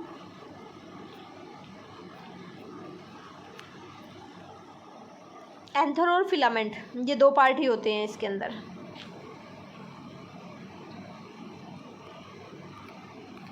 अब देखो इसके बाद जो नेक्स्ट चैप्टर है हमारा, इसमें हम देखेंगे कि जो भी हमारी बॉडी है, बॉडी के अंदर जो क्या क्या हमारी बॉडी के अंदर जैसे बोन्स होती हैं, मसल्स होती हैं, कैसे वो प्रेजेंट होती हैं, कैसे हमारी बॉडी मूवमेंट करती है, वो सब हम इस चैप्टर में देखेंगे। सबसे पहले है बाल एंड सॉकेट जॉइंट। हमारी जो बॉडी होती है, आप लोगों ने देखा होगा कि जगह जगह पे कितनी सारी बोन्स हैं हमारी बॉडी के अंदर और किस तरीके से मूवमेंट होती है। सब जगह की मूवमेंट अलग अलग है। कोई ऑर्गन है जो हर डायरेक्शन में मूवमेंट कर पाता है, कोई ऑर्गन है सिर्फ एक ही डायरेक्शन में मूव कर पा रहा है, कोई ऑर्गन ऐसा होगा जो मूव ही नहीं कर पा रहा। तो इसका मतलब क्या है? उसके अंदर जो बोन्स हैं, बोन्स का जो जॉइंट है वो अलग अलग टाइप के हैं, तभी तो अलग अलग मूवमेंट शो हो रही है ना। तो सबसे पहले हम देखेंगे बॉल एंड सॉकेट जॉइंट। इसमें क्या होता है? इसमें एक कैविटी होती है और कैविटी के अंदर एक बोन होती है। वो बोन इस तरीके से होती है कि वो सभी डायरेक्शन में मूव कर पाए। तो ये होता है बॉल एंड सॉकेट जॉइंट। जैसे हमारी शोल्डर के अंदर होता है, आप लोगों ने देखा होगा शोल्डर को आप ऊपर नीचे दाएं बाएं कैसे भी घुमा लो, ये सब डायरेक्शन में घूम पाता है। क्यों? क्योंकि इसके अंदर क्या हो रहा है, ये होलो कैविटी है आपके पास, ये खड्डा है और इसके अंदर एक ये दूसरी जो बोन है वो कम्प्लीटली फिट हो जाएगी, अच्छे से पूरी फिट हो जाएगी और फिर ये सब डायरेक्शन में ऐसे ऐसे घूम पाएगी, आगे पीछे घूम पाएगी। तो ये क्या करेगी? सब डायरेक्शन में इसकी मूवमेंट को सपोर्ट करता है। ये होते हैं बॉल एंड सॉकेट जॉइंट। तो आपसे सीधा पूछ लिया जाएगा ball and socket joint sub direction में मूवमेंट को अलाउ करते हैं, टू एंड फ्रो मूवमेंट को अलाउ करते हैं। कैसे मूवमेंट को अलाउ करेंगे? तो आपको बताना है कि वो ऑल डायरेक्शन में मूवमेंट को अलाउ करते हैं। या फिर एग्जांपल पूछ लिया जाएगा, ये होता है इसमें एक तो होता है हिप के अंदर और एक होता है शोल्डर के अंदर। नेक्स्ट है पिवोटल। पिवोटल में क्या होता है? इस जॉइंट में सब डायरेक्शन में मूवमेंट नहीं होती, इसमें सिर्फ फॉरवर्ड और बैकवर्ड मूवमेंट होती है, लेफ़्ट और राइट होती है। जैसे गर्दन में होता है, गर्दन में आप लोगों ने देखा होगा, गर्दन में आप लेफ़्ट राइट और साथ ही ऊपर नीचे इस तरीके से फॉरवर्ड बैकवर्ड आगे पीछे ये वाले आप डायरेक्शन में मूवमेंट कर पाओगे, लेकिन आप इसको पूरा गोल गोल तो नहीं घुमा सकते ना, सभी डायरेक्शन में संभव नहीं है। तो ये फॉरवर्ड बैकवर्ड लेफ़्ट राइट इस तरीके से मूवमेंट होती है। इसका एग्जाम्पल है नेक। आपको मेन क्या याद रखना है? डेफिनेशन, मूवमेंट कहाँ कहाँ होगी और एग्जाम्पल। उसके बाद है हिंज जॉइंट। हिंज जॉइंट में क्या होता है? इसमें सिर्फ बैक और फोर्थ मूवमेंट होती है बस। जैसे एल्बो में आप लोगों ने देखा होगा, आपका हाथ बिल्कुल सीधा है, अगर आप इसके अंदर मूवमेंट कर पाओगे तो हाथ को सिर्फ ऊपर उठा के कंधे तक लेके आ सकते हो, उल्टा तो नहीं कर सकते ना। मतलब ऐसा नहीं कर सकते हो कि हाथ को फिर से सीधा किया और हाथ को नीचे की तरफ से मोड़ के आपने फिर से कंधे को लगा दिया, ऐसा नहीं कर सकते। तो इसमें सिर्फ बैक एंड फोर्थ मूवमेंट होती है एल्बो में और नी में। उसके बाद है फिक्स्ड जॉइंट। नाम से ही पता चल रहा है जो बिल्कुल फिक्स्ड है, कोई मूवमेंट नहीं होती। जैसे अपर जा, अगर आप अपने मुंह को खोलोगे तो आपका नीचे वाला जो जा है ना वो खुलता है, नीचे वाला पोर्शन खुलता है, ऊपर वाला जा वहीं का वहीं रहता है। उसके बाद है जो बोन्स और कार्टिलेज होता है हमारी बॉडी के अंदर। कार्टिलेज क्या होता है? कार्टिलेज जो होता है वो जैसे बोन है, बोन बहुत सी स्ट्रॉन्ग होती हैं, हार्ड होती हैं, लेकिन जो कार्टिलेज होता है ना वो बोन के जितना स्ट्रॉन्ग नहीं होता, ना इतना हार्ड होता है। आप इसको दबाओगे तो आसानी से दब पाएगा वो। जैसे कान है, कान का जो ऊपर वाला पोर्शन होता है, आप लोग इसको टच करके देखोगे तो यहाँ पे आपको दिखाई देगा कि ये बिल्कुल सॉफ्ट भी नहीं है। मतलब कान के ऊपर वाले पोर्शन को आप टच करो और नीचे वाले पोर्शन को आप टच करो, नीचे वाला पोर्शन बिल्कुल ही सॉफ्ट है, लेकिन ऊपर वाला इतना सॉफ्ट नहीं है। लेकिन वो इतना भी हार्ड नहीं है कि वहाँ पे हड्डी आपको नज़र आए। आप उसको मोड़ोगे तो मोड़ पाएगा। क्यों? क्योंकि वहाँ पे कार्टिलेज होता है। तो कार्टिलेज और बोन्स जो होती हैं उनका काम क्या है? वो हमारी ह्यूमन बॉडी के अंदर जो स्केलेटन होता है उसको बनाने का काम करती हैं, और साथ ही हमारी बॉडी को एक शेप देती हैं, एक फ्रेमवर्क देती हैं, हमारी बॉडी की मूवमेंट में हेल्प करती हैं, और हमारे जो इनर ऑर्गन्स हैं उन सबको बचा के रखती हैं, उनको प्रोटेक्ट करती हैं। तो ये सब बोन्स के काम है।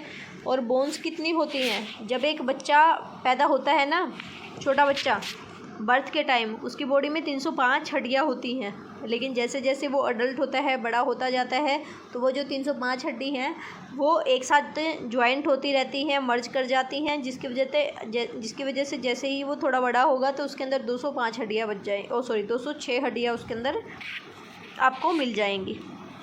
ये देखो, ये सारी की सारी हड्डी आपको नज़र आ रही हैं। ये हड्डी क्या कर रही है? मूवमेंट। ये हड्डी जैसे यहाँ से ये वाली हड्डी और ये वाली हड्डी यहाँ पे जुड़ रही हैं, यहाँ पे जॉइंट है तो यहाँ पे मूवमेंट होगी। तो जहाँ पे भी हड्डियाँ आपस में ज्वाइन करेंगे वहीं से मूवमेंट पॉसिबल है। हड्डियाँ क्या करें? हमारी बॉडी को एक स्ट्रक्चर इसने दे दिया है। अगर हड्डी नहीं होती तो ये स्ट्रक्चर भी नहीं बन पाता।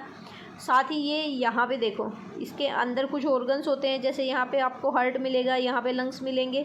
तो ये हड्डी क्या कर रही है? उन इंटरनल ऑर्गन को प्रोटेक्ट करने का भी काम कर रही हैं। लेकिन ये आ गया है, देखो ये है हमारे पास रिब केस। ये जो था, ये आपने यहाँ पे देखा ना, ये वाला जो पोर्शन है इसको हम बोलते हैं रिब केस। अगर हम अपनी सांस को फुला लें तब भी ये आपको फील होगा अच्छे से। तो रिब केस का काम क्या है? ये हमारी चेस्ट की बोन को और बैक बोन को, इन दोनों के, ये दोनों आपस में मिल चुकी हैं और मिलके इन्होंने एक बॉक्स बना दिया है, उसको बोलते हैं रिब केस। और रिब केस में कितनी रिब्स होती हैं? दोनों तरफ 12-12। देखो ये हमारी पीछे की तरफ ये वाली बैक बोन है, और ये चेस्ट में ये आगे की तरफ से रिब गई, ये गई, ये गई, ये गई, इस तरीके से 12 इधर और 12 इधर, और ये दोनों जाके पीछे इस बैकबोन के साथ जुड़ गई हैं। तो ये क्या बॉक्स जैसा बन गया है, तो इसको हम रिब केस बोलते हैं। और इसके अंदर ही हमारा हार्ट होता है, लंग्स होता है, किडनी वगैरह कई सारी चीज़ें होती हैं। तो ये इंटरनल ऑर्गन को क्या कर रहा है? प्रोटेक्ट करने का काम कर रहा है। लेकिन कई बार क्या होता है, जैसे एक्सीडेंट वगैरह होता है तो यही हड्डियाँ टूट जाती हैं उसमें, और टूट के उस इंटरनल ऑर्गन में खुद ही चुभ जाती हैं, और खुद ही हमारी डेथ का या सीरियस इंजरी का कारण बन जाती हैं। तो ये प्रोटेक्ट कर रही हैं, लेकिन एक्सीडेंटल केस में क्या होता है, ये प्रोटेक्ट कर रही थी लेकिन ये खुद ही टूट के खुद ही अंदर की तरफ उसमें चुभ जाएंगी और उसको ख़राब कर देंगी। उसके बाद है वर्टेब्रे। वर्टेब्रे का मतलब क्या होता है? जो हमारी बैकबोन होती है, देखो इसमें तो ये देखो यहाँ पे ये जो हमारी बैकबोन है पीछे की तरफ से, ये बैकबोन के अंदर बहुत सारी आपको छोटी छोटी हड्डियाँ नज़र आ रही हैं। बहुत सारी छोटी छोटी हड्डियाँ आपस में मिली हैं, ज्वाइन हुई हैं, तब जाके हमारी बैकबोन बनी है। तो बैकबोन के अंदर जितनी भी ये छोटी छोटी हड्डियाँ हैं ना जो आपस में ज्वाइंट हैं, इनको बोलते हैं वर्टेब्रे। और हमारी बैकबोन के अंदर टोटल 33 वर्टेब्रे होती हैं। नेक्स्ट है हमारा पेल्विक बोन। पेल्विक बोन का मतलब क्या है? They enclose the portion of body between the stomach. हमारी जो स्टमक से नीचे वाला जो पोर्शन होता है ना, वो वहाँ पे होती है हमारी पेल्विक बोन। ये वो वाला पोर्शन है जहाँ पे हम सिट करते हैं, बैठते हैं। ये देखो ये वाला जो पोर्शन है, यहाँ से हम बैठते हैं ना, तो ये होती हैं हमारी पेल्विक बोन, जो स्टमक के नीचे की तरफ होती हैं। कार्टिलेज का मैंने आपको बता ही दिया, ये हड्डियों जितने हार्ड नहीं हैं और मसल्स के जितने सॉफ्ट भी नहीं हैं। बेंड अगर हम करना चाहें तो हम इनको बेंड कर पाते हैं, ये हमारी बॉडी में पाए जाते हैं, जो जॉइंट्स होते हैं वहाँ पे मिलते हैं, और जो हमारा ईयर का ऊपर वाला पोर्शन है वहाँ पे आपको कार्टिलेज मिलता है। ठीक है। नेक्स्ट है मसल्स। अब जो मसल्स होती हैं ना वो पेयर में काम करती हैं, जोड़े में काम करती हैं। दो मसल्स एक साथ काम करेंगी, एक मसल्स कॉन्ट्रैक्ट होगी, दूसरी जो होगी वो रिलैक्स हो जाएगी। फिर उल्टा होगा, जो कॉन्ट्रैक्ट हो गई थी अब वो रिलैक्स हो जाएगी, और जो रिलैक्स हो गई थी अब वो कॉन्ट्रैक्ट हो जाएगी। इस तरीके से हमारी मसल्स काम करती हैं। ये देखो, जैसे ही हमने अपने हाथ को सीधा किया तो ये जो नीचे वाली जो मसल्स है ये कॉन्ट्रैक्ट हो गई है, ऊपर वाली रिलैक्स हो गई है।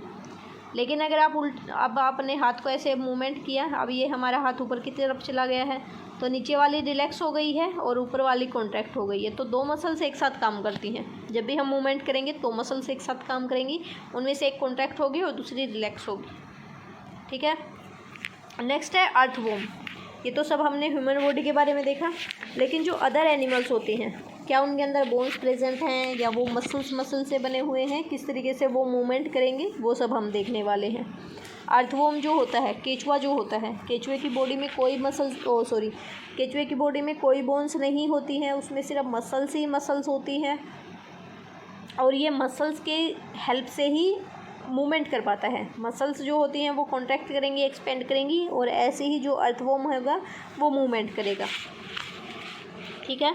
ये देखो, ये हमारे पास केचुआ है, ये मूव कर रहा है इस तरीके से। तो यहाँ पे क्या हुआ, ये आगे वाला जो पोर्शन था ये कॉन्ट्रैक्ट हो गया है, पीछे वाला जो रिलैक्स हो गया है। उसके बाद क्या होगा, अब ये आगे वाला रिलैक्स, बीच में से कॉन्ट्रैक्ट, ऐसे ही चलता रहेगा और ऐसे ही ये मूव करेगा। तो मसल्स किसके थ्रू ये मूवमेंट कर रहा है, मसल्स के थ्रू। क्या इसके अंदर बोन्स हैं? नो, इसके अंदर कोई बोन्स आपको नहीं मिलेगी।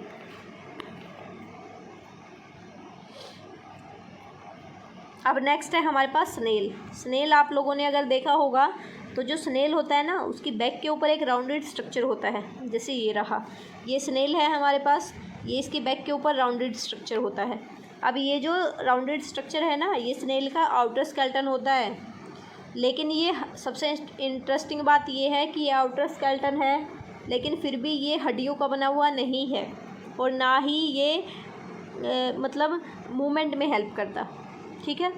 तो जो स्नेल होता है ना, ये जो स्नेल के अंदर जो ये आउटर शेल बनी हुई है, ये इसका आउटर स्केलेटन है, ये हड्डियों का बना हुआ नहीं होता, ये सिर्फ एक सिंगल ही यूनिट है, ये हेल्प नहीं करता है मूवमेंट के अंदर। तो फिर वो मूवमेंट कैसे करेगा, तो जब भी स्नेल मूवमेंट करता है तो उसके अंदर मस्कुलर फूट निकल आता है बाहर की तरफ, और जो वो मस्कुलर फूट होता है उसकी सहायता से ही वो मूवमेंट कर पाता है। ठीक है। देखो, ये स्नेल है, स्नेल का आउटर स्ट्रक्चर हड्डियों का बना हुआ नहीं है, मूवमेंट में हेल्प नहीं करता। तो जब इसको मूवमेंट करनी होती है तो यहाँ से नीचे से इसके मस्कुलर फुट निकल आते हैं, जिसकी वजह से ये मूवमेंट करेगा। नेक्स्ट है कॉकरोच। कॉकरोच आप लोगों ने देखा होगा, कॉकरोच ज़मीन पे भी चलेगा, दीवार पे चढ़ जाएगा, उड़ने भी लग जाएगा। तो वो इतनी सारी चीज़ें कैसे कर पाता है, क्योंकि उसके अंदर 3 तरीके की टांगें होती हैं, 3 पेयर होते हैं लेग्स के, इस वजह से। ठीक है। जो कॉकरोच होता है वो भी बाहर से हार्ड आपको दिखाई देगा, क्योंकि उसके अंदर भी आउटर स्ट्रक्चर होता है, इस वजह से ही। जो बर्ड्स होते हैं, अब आप लोगों ने बर्ड्स देखे होंगे, सारे के सारे बर्ड्स जो होते हैं वो फ्लाई करते हैं। तो वो फ्लाई क्यों करेंगे, क्योंकि जो उनकी हड्डी है ना वो बहुत ही होलो होती हैं, खोखली होती हैं और लाइट होती हैं, हल्की होती हैं, जिसकी वजह से वो फ्लाई कर पाते हैं। ठीक है। और जो ये बर्ड्स होते हैं, बर्ड्स के जो 4 लिम्स होते हैं वही मॉडिफाई होके उनके विंग्स बन गए हैं। ये अगर आप थोड़ा सा ध्यान से देखोगे तो क्या ये हाथ जैसे नहीं दिखाई दे रहे, तो यही क्या हुए हैं, 4 लिम्ब जो थे इनके। हमारे बॉडी में क्या होता है, 2 हाथ होते हैं, 2 पैर होते हैं। इसी तरीके से जो ये बर्ड्स होते हैं, बर्ड्स के अंदर ये पैर हैं, और जो इनके हाथ थे, 4 लिम्स थे, वो मॉडिफाई होके इनके विंग्स बन गए हैं। ठीक है। हड्डी, ये देखो आप, इनकी हड्डी बहुत खोखली है, पतली है, लाइट है, जिसकी वजह से ये उड़ पाएंगे। अगर इनकी हड्डी बहुत भारी भारी हो जाएंगी तो इनमें तो वेट बहुत ज़्यादा हो जाएगा, उड़ ही नहीं पाएंगे बेचारे। तो इसलिए इनकी हड्डियाँ बहुत वीक होलो होती हैं और लाइट होती हैं। उसके बाद है फ़िश। फ़िश में क्या होता है, अब आप लोगों ने देखा होगा, फ़िश आप चाहे कैसी भी फ़िश देख लें, कैसा भी उसका साइज़ है, कैसा भी उसका कलर है, लेकिन उसका जो स्ट्रक्चर होता है वो लगभग सिमिलर ही होता है। हेड होगा और पीछे की तरफ टेल होगी, और बीच में से उसका मिडल पोर्शन थोड़ा चौड़ा होगा। तो ये वाले जो स्ट्रक्चर होता है इसको बोलते हैं हम स्ट्रीमलाइंड। तो कैसी भी जो फ़िश होगी आपके पास उसकी शेप मिलेगी स्ट्रीमलाइन ही। स्ट्रीमलाइन शेप की वजह से क्या होता है, वो जो फ़िश होती है उसकी मूवमेंट बहुत अच्छे से हो पाती है, वो बहुत अच्छे से मोशन कर पाती है, क्या बोलते हैं इसको, स्विमिंग पर कर पाती है वो पानी के अंदर, क्योंकि उसकी जो बॉडी है वो स्ट्रीमलाइन है। अब बारी आती है स्नेक की। स्नेक आप लोगों ने देखा होगा, स्नेक के अंदर बैकबोन होती है, बहुत लंबी होती है, साथ ही स्नेक के अंदर मसल्स भी होते हैं, और जो इसके मसल्स होते हैं वो एक दूसरे से कनेक्टेड हैं, बैकबोन के साथ, रिब्स के साथ, स्किन के साथ, सब जगह कनेक्टेड है। और जो स्नेक होता है, स्नेक कैसे मूव करता है, आप लोगों ने देखा होगा कि स्नेक्स जो होता है वो लूप्स में मूव करता है, ऐसे लूप बना लेता है, ऐसे ऐसे ऐसे ऐसे लूप बनाता है और मूव करता रहता है। क्योंकि ये लूप्स की वजह से क्या होता है, ये इसको फॉरवर्ड डायरेक्शन में इसको पुश करते हैं। जितने ज़्यादा लूप्स बनाएगा उतने ही स्पीड से वो मूव कर पाएगा। और इंटरनेशनल योगा डे कब सेलिब्रेट किया जाता है ये आपको पता होना चाहिए, 21 जून को।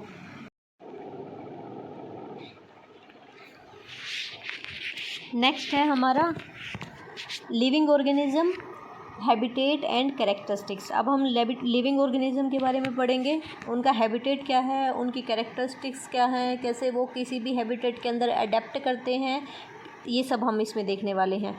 सबसे पहले है अडेप्टेशन। क्या होता है, हमारी बॉडी के अंदर कुछ फीचर्स, कुछ हैबिट आ जाती हैं जिसकी वजह से हम उस हैबिटेट के अंदर अडेप्ट कर पाते हैं, जी पाते हैं, लिविंग बॉडी की तरह रह पाते हैं। तो ये होता है adaptation, the presence of specific features और सर्टन हैबिट्स।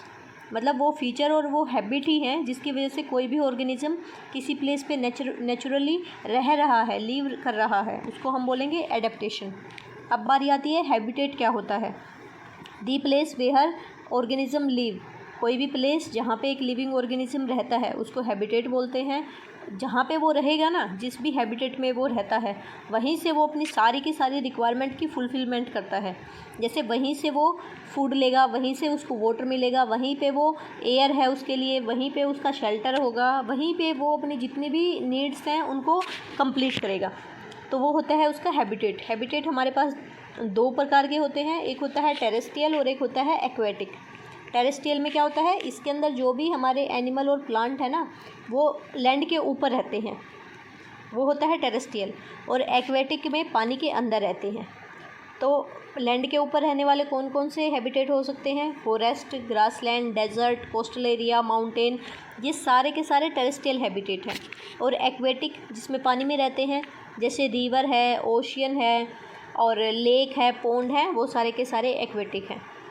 अब जो भी हैबिटेट होगा, जैसे लैंड वाला है या फिर वाटर वाला है, उसमें क्या होगा, उसमें क्या सिर्फ ऑर्गेनिज्म, जो भी हैबिटेट होगा उसके अंदर प्लांट होंगे, एनिमल्स होंगे, लेकिन इसके अलावा वहाँ पे कुछ और भी तो चीज़ें होती हैं ना, जैसे एयर है, वाटर है, सोयल है, टेम्परेचर होगा, ह्यूमिडिटी होगी, तो बहुत सारी चीज़ें होती हैं। तो जो नॉन लिविंग थिंग होती हैं उनको बोलेंगे हम एबायोटिक कंपोनेंट, और जो लिविंग थिंग होंगी उनको हम बोलेंगे बायोटिक कंपोनेंट। तो लिविंग तो क्या होगा, प्लांट और एनिमल ही होंगे। तो प्लांट और एनिमल जो किसी भी हैबिटेट में रह रहे हैं वो होते हैं उसके बायोटिक कंपोनेंट। और एबायोटिक जो भी नॉन लिविंग थिंग्स हैं, एयर, रॉक, सोल्ट, ये सारी की सारी चीज़ें ये होती हैं एबायोटिक। अब बारी है एक्लामाइजेशंस। ये क्या होती है, जैसे अडेप्टेशन क्या होता है, हमारी बॉडी में कुछ चेंज हो गया है, कुछ हैबिट हमने डेवलप कर ली है, लेकिन जो अडेप्टेशन होती है ना वो एक लंबे टाइम के बाद आती है, एक लॉन्ग पीरियड के बाद, मैनी ईयर्स में। लेकिन एक्लिमाइजेशन में क्या होता है, हमारी बॉडी के अंदर चेंज आ जाता है थोड़े से ही टाइम में। जैसे हम मान लिया पहाड़ों के ऊपर गए, तो हम जाते हैं तो हमें सांस लेने में दिक्कत होती है क्योंकि वहाँ पे एयर कम है, एयर प्रेशर कम है। लेकिन अगर हम 2-4 दिन के बाद क्या होता है, हमारी बॉडी अडेप्ट कर लेती है, हम आराम से रह पाते हैं, हमें दिक्कत नहीं होती। तो वो क्या है, वो है एक्लिमाइजेशन। तो किसी एक सिंगल ऑर्गेनिज्म है, सिंगल बॉडी है, उसकी बॉडी में जो छोटे छोटे चेंजेज आ रहे हैं थोड़े से टाइम के लिए, उसको बोलेंगे एक्लिमाइजेशन। और लंबे टाइम में जो होगा, जो सब ऑर्गेनिज्म में आ जाएगा, वो होती है अडेप्टेशन। अब हम टेरेस्ट्रियल जो हैबिटेट है उसके कुछ उनमें से कुछ जो उसके एग्जांपल हैं, जो उसके टाइप्स हैं, उनके बारे में हम पढ़ेंगे। जैसे डेजर्ट है, डेजर्ट में क्या है, एक टेरेस्ट्रियल हैबिटेट है जो भी लिविंग ऑर्गेनिज्म होंगे वो लैंड के ऊपर रह रहे होंगे। तो डेजर्ट के बारे में हम पढ़ेंगे, जैसे डेजर्ट में कैसे कैसे एनिमल रहते हैं और कैसे कैसे पेड़ पौधे होते हैं। डेजर्ट में आप लोगों ने देखा होगा कैमल रहता है। कैमल वहाँ पे बहुत अच्छे से अडेप्ट कर लेता है। क्यों? क्योंकि डेजर्ट में क्या है, बहुत ज़्यादा सोयल है, दिन के टाइम पे वो गर्म हो जाएगी। लेकिन जो कैमल आप लोगों ने देखा है, कैमल की लंबी टांगे हैं, तो उसकी बॉडी तक इतनी हीट नहीं जा पाती है, उसकी बॉडी को इतनी गर्मी फील नहीं हो पाती है। दूसरा, जो कैमल होता है वो बहुत कम पानी में सर्वाइव कर सकता है, कई दिनों तक बिना पानी के रह सकता है। वो जो यूरिन करता ही नहीं कई कई दिनों तक, और जो डंग होता है उसका वो बहुत ड्राई होता है। तो इस तरीके से क्या होता है, वो कम पानी में सर्वाइव कर रहा है, कम पानी की वेस्टेज हो रही है, तो अच्छे से वो वहाँ पे अडेप्ट कर लेगा। लेकिन ये देखो लंबी टांगे है ना, लंबी टांगे क्यों है, ताकि उसकी बॉडी तक हीट ना पहुँचे। लेकिन क्या वहाँ पे जो डेजर्ट एरिया होता है वहाँ पे क्या सिर्फ कैमल ही मिलता है, इसके अलावा कोई एनिमल नहीं होता? जैसे रैट्स और स्नेक्स हैं, वो भी रहते हैं, लेकिन उनकी तो लंबी टांगे नहीं हैं, तो फिर वो कैसे सर्वाइव करेंगे? तो फिर वहाँ पे जो रैट्स और स्नेक्स होते हैं वो रहते हैं होल बना के, बिल बना के, मिट्टी के अंदर रहेंगे, मिट्टी के अंदर बिल बना के रहेंगे। और रात के टाइम पे क्या होगा, रात के टाइम पे रेत जो होगी वो ठंडी हो जाएगी, उस टाइम पे वो यहाँ से बाहर निकल आएंगे। अब ये तो हमने एनिमल के बारे में देखा। इसी तरीके से जो डेजर्ट एरिया में जो भी प्लांट होंगे, जितने भी प्लांट्स होते हैं वहाँ पे, वो उनमें क्या होता है, क्योंकि प्लांट्स में क्या होता है, ट्रांसपिरेशन करते हैं, वो वाटर जो होता है वो वेपर की फॉर्म में पौधे से बाहर निकलता रहता है, तो वाटर की वेस्टेज होती है ना इस तरीके से। तो डेजर्ट में जो प्लांट्स होते हैं उनके अंदर जो लीफ होगा, प्लांट के जो लीफ का साइज होता है वो या तो बहुत छोटा रहेगा, या फिर उसमें क्या होगा, वो प्लांट्स के लीफ होंगे ही नहीं, या तो लीफ होंगे ही नहीं या फिर बहुत छोटे होंगे। और कई बार क्या होता है, प्लांट के जो लीफ होते हैं वो स्पाइन में कन्वर्ट हो जाते हैं, स्पाइन की फॉर्म में ट्रांसफॉर्म हो जाएंगे। क्यों? क्योंकि ये सीधा भी आपसे पूछ लिया जाता है कि स्पाइन जो होते हैं, कांटे जो होते हैं, वो किस चीज़ की ट्रांसफॉर्मेशन है? वो लीफ की ट्रांसफॉर्मेशन है। वो मैनी ईयर्स में इस तरीके से अडेप्ट कर गए हैं कि वो स्पाइन बन गए हैं। और इनका जो स्टेम होता है वो वैक्सी होता है, थिक होता है। क्यों? ताकि पानी का लॉस ना हो। जैसे आपने कैक्टस देखा होगा, ये रहा, यहाँ देखो आप, इसमें इसके छोटे छोटे लीफ हैं, इसके अंदर लीफ है ही नहीं, स्पाइंस बन गए हैं, इसमें भी लीफ नहीं है। और ये जो वैक्सी कोटिंग है ताकि वाटर की लॉस ना हो इसके अंदर से। अब हम माउंटेन के बारे में देखेंगे। अब माउंटेन में क्या होता है, माउंटेन के ऊपर तो बर्फ़ पड़ती है, तो इसीलिए वहाँ पे जो उसके लीफ होंगे ना वो ऐसे कोन शेप में होंगे, ताकि यहाँ से जो बर्फ़ पड़े वो फिसल के बाहर नीचे गिर जाए। ठीक है, तो यहाँ पे क्या होगा, इसकी स्लोपी ब्रांचेज होती हैं, कोन शेप ये होता है। इसके जो ट्री होते हैं यहाँ पे भी नीडल लाइक आपको मिल सकते हैं। नीडल लाइक क्यों होते हैं? ताकि वहाँ पे जो बर्फ़ पड़े या पानी गिरे वो वहाँ से स्लाइड कर सके आसानी से। इसी तरीके से वहाँ पे जो एनिमल होंगे, क्योंकि वहाँ पे बहुत ठंडा है, बर्फ़ पड़ रही है, इसीलिए जो माउंटेन्स पे जो भी एनिमल्स होते हैं उनकी जो स्किन होती है बहुत मोटी होती है, साथ ही उनके ऊपर फर होते हैं, ताकि उनको बर्फ़ ठंड से बचाया जा सके। कुछ एग्जांपल आपको दे रखे हैं, याक है, स्नो लियोपर्ड है और माउंटेन गोट है। इन सब की जो स्किन है बहुत मोटी है और साथ ही उसके ऊपर फर भी होते हैं। अब है ग्रासलैंड। ग्रासलैंड जो घास के मैदान होते हैं, जैसे मान लिया एक फॉरेस्ट है, फॉरेस्ट में क्या होता है, लायन भी होता है और डियर भी होता है। लायन वहाँ पे अडेप्ट कर पा रहा है, क्यों? क्योंकि लायन क्या करता है, वो तो कार्निवोर्स है ना, तो उसको शिकार करना है। और लैंड का जो ग्रास होती है, ड्राई ग्रास होती है, वो ब्राउन कलर की होती है। लायन भी हमारा ब्राउन कलर का ही होता है, तो वो वहाँ पे आसानी से छिप सकता है। जैसे उसको कोई शिकार मिलेगा, प्रे मिलेगा, वो फटाफट उसके ऊपर अटैक करेगा और सर्वाइव कर पाएगा। इसी तरीके से जो लायन है उसको शिकार करना है तो उसकी जो स्पीड है बहुत तेज़ है, साथ ही उसकी जो आँखें होती हैं वो सामने की तरफ होती हैं। सामने की तरफ आँखों का क्या फ़ायदा है, वो वहाँ से एग्जैक्ट जो कितनी डिस्टेंस पे है उसका शिकार, वो उसको अंदाज़ा लग जाता है इस चीज़ का, वो डिटेक्ट कर पाता है। ऐसे ही जो हिरन होता है, अब हिरन कैसे सर्वाइव कर रहा है, क्योंकि हिरन की आँखें हैं सिर के ऊपर, तो उसको सब डायरेक्शन का दिखाई दे रहा है, कहीं से कोई डेंजर होगा उसको फटाफट दिख जाएगा और वो अपनी जान बचा लेगा। हिरन की स्पीड भी बहुत तेज़ होती है, तभी तो वो बच पा रहा है। और वो ड्राई घास खाता है, क्योंकि वो तो हार्बीवोर्स है, तो वो क्या करता है, जो सूखे पत्ते होते हैं, लकड़ियाँ होती हैं, स्टेम होता है, वो सारी चीज़ें खा लेता है। इसलिए उसके जो टीथ होते हैं, उसका जो जा होता है वो बहुत स्ट्रॉन्ग होता है, तो जहाँ पे आप किसी भी हैबिटेट को देखेंगे, वहाँ पे जो भी प्लांट हैं, जो भी एनिमल हैं, तो उसके अंदर कुछ ऐसी फ़ीचर हैं जिसकी वजह से वो सर्वाइव कर पा रहा है। अगर वो फ़ीचर्स नहीं होती तो सर्वाइव नहीं करता था और मर जाता अभी तक। ठीक है, ये देखो लायन का दे रखा है आपको, सामने की तरफ आके डिटेक्ट कर लेगा कितनी दूर है उसका शिकार और यहीं पे बैठ जाएगा। तो स्किन का कलर और इस घास का कलर एक जैसा है तो वो आराम से छिप जाएगा। इसी तरीके से जो ये हिरन है, अब इसको भागना है, लंबी टांगें हैं इसकी और साथ ही ये इसकी आंखें हैं बाहर की तरफ, तो इसको इधर का भी दिखेगा, उधर का भी दिखेगा, सब तरफ का दिखेगा, अपने आप को बचाएगा ये। ठीक है, ये यही दे रखा है। अब है ओशियन, एक्वेटिक हैबिटेट के बारे में भी हम देख लेते हैं। जो ओशियन होगा, अब आप एक बात देखो कि ओशियन के अंदर बहुत सारी फ़िश है, अलग अलग इनका कलर है, अलग अलग इनका साइज़ है, लेकिन एक चीज़ आपको कॉमन दिखाई देगी कि इन सब की जो शेप है ना वो स्ट्रीमलाइन है। स्ट्रीमलाइन क्यों है? ताकि इनको स्विमिंग करनी है ना, पानी के अंदर तैर के जाना है, तो स्विमिंग करने में इनको हेल्पफुल रहेगी। ठीक है, और ये जो होती हैं, लेकिन फ़िश की तो स्ट्रीमलाइन बॉडी है, वो तो स्विमिंग कर पाएंगी, बड़ी मछली छोटी मछली को खाएगी और सर्वाइव करेगी। लेकिन जो स्क्विड या ऑक्टोपस होता है उनकी स्ट्रीमलाइन बॉडी नहीं है, तो फिर वो कैसे रहेंगे? जो ऑक्टोपस और स्क्विड होते हैं वो बिल्कुल ओशियन में डीप में रहते हैं, नीचे की तरफ बिल्कुल, और वहीं पे जो भी कोई उनको प्रे दिखाई देता है उसको वो खा लेते हैं और सर्वाइव करते हैं।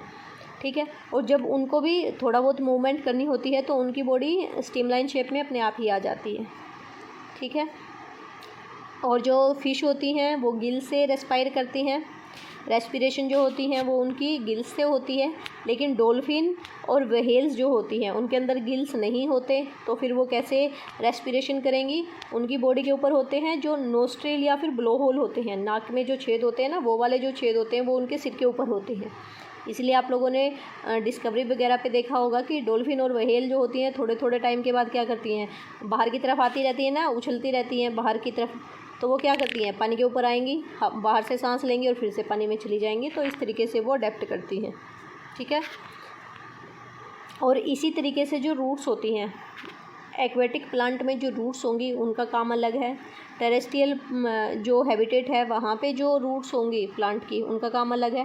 टेरेस्ट्रियल जो लैंड होती है वहाँ पे जो भी प्लांट होते हैं उनकी जो रूट्स होती हैं उसका काम क्या है? पौधे को एंकर करना, मिट्टी के अंदर से मिनरल्स को और वाटर को एब्जॉर्ब करना।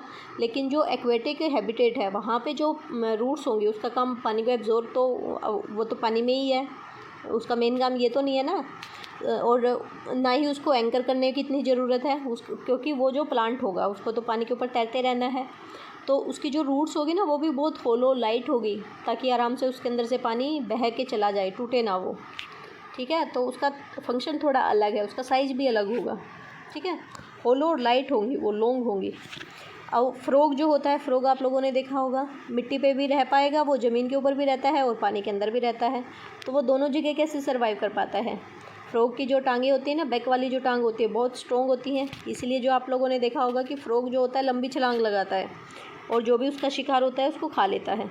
तो पीछे वाली टांगें बहुत मजबूत हैं। साथ ही उसके जो फीट होते हैं वो वेब्ड होते हैं। वेब्ड का मतलब होता है ये इस तरीके के जो फीट होते हैं ना, इस तरीके के पंजे से जैसे, उसको बोलते हैं वेब्ड। क्यों? क्योंकि जब वो पानी में जाएगा तो उसको तैरना होता है ना, यहाँ से पानी क्रॉस कर जाएगा और वो आराम से स्विमिंग कर पाएगा। अब कोई भी लिविंग ऑर्गेनिज्म है उसकी कुछ कैरेक्टरिस्टिक्स होती हैं। एक तो जो भी लिविंग ऑर्गेनिज्म होगा वो हमेशा ही ग्रोथ करेगा। जैसे आप लोगों ने देखा होगा, ये बच्चा है बहुत छोटा सा होता है, ग्रो करके इतना हुआ ऐसे ऐसे वो अडल्ट हो जाता है। तो क्या हो रहा है, सभी लिविंग ऑर्गेनिज्म, चाहे कुत्ता है, बिल्ली है, इंसान है, पेड़ पौधे हैं, सभी ग्रोथ करते हैं। ठीक है, नेक्स्ट है रेस्पायरेशन। सारे के सारे लिविंग ऑर्गेनिज्म रेस्पायर करेंगे, ऑक्सीजन को लेंगे और कार्बन डाइऑक्साइड को बाहर निकालेंगे। हम नाक से सांस लेते हैं, फ़िश जो होती हैं वो गिल से सांस ले रही हैं। अर्थवॉर्म जो होता है उसके अंदर नाक नहीं है, गिल नहीं है, वो स्किन से ही सांस लेता है। ठीक है, तो किसी भी फॉर्म में रेस्पायर करेंगे सभी। इसी तरीके से जो प्लांट होते हैं वो भी रेस्पायर करते हैं, लेकिन प्लांट के अंदर तो नाक नहीं है तो वो कैसे रेस्पायर करेंगे? प्लांट के जो लीफ होते हैं, छोटे छोटे छेद हैं जिनको हम स्टोमेटा बोलते हैं, वहीं से गैस का एक्सचेंज होता है। वो ऑक्सीजन को लेंगे और कार्बन डाइऑक्साइड को बाहर निकालेंगे। ठीक है, अब बात आती है रिस्पॉन्ड टू स्टिमुलाई। कोई भी स्टिमुलस होगा उसके ऊपर वो रिस्पॉन्ड करते हैं। कोई भी लिविंग ऑर्गेनिज्म होगा वो रिस्पॉन्ड करेगा उसकी सराउंडिंग में कोई भी चेंज आएगा तो वो रिस्पॉन्स करेगा। जैसे मान लिया हमारे ऊपर एकदम से तेज़ लाइट पड़े तो हमारी आंखें बंद हो जाती हैं। तो ये होता है कि स्टिमुलस को हम रिस्पॉन्ड कर रहे हैं। ऐसा नहीं है कि सिर्फ इंसान या एनिमल्स ही रिस्पॉन्ड करते हैं, प्लांट नहीं करते, प्लांट भी रिस्पॉन्ड करते हैं। जैसे आप लोगों ने देखा होगा जो ये मिमोसा ट्री है, टच मी नॉट, जो छुई मुई का पौधा होता है, हम उसको छूते हैं तो वो एकदम से सिकुड़ जाता है। तो वो क्या कर रहा है, स्टिमुलस को रिस्पॉन्ड कर रहा है। इसी तरीके से आप लोगों ने देखा होगा कि जिस तरफ से लाइट आ रही है प्लांट उसी तरफ ग्रोथ करना शुरू कर देता है।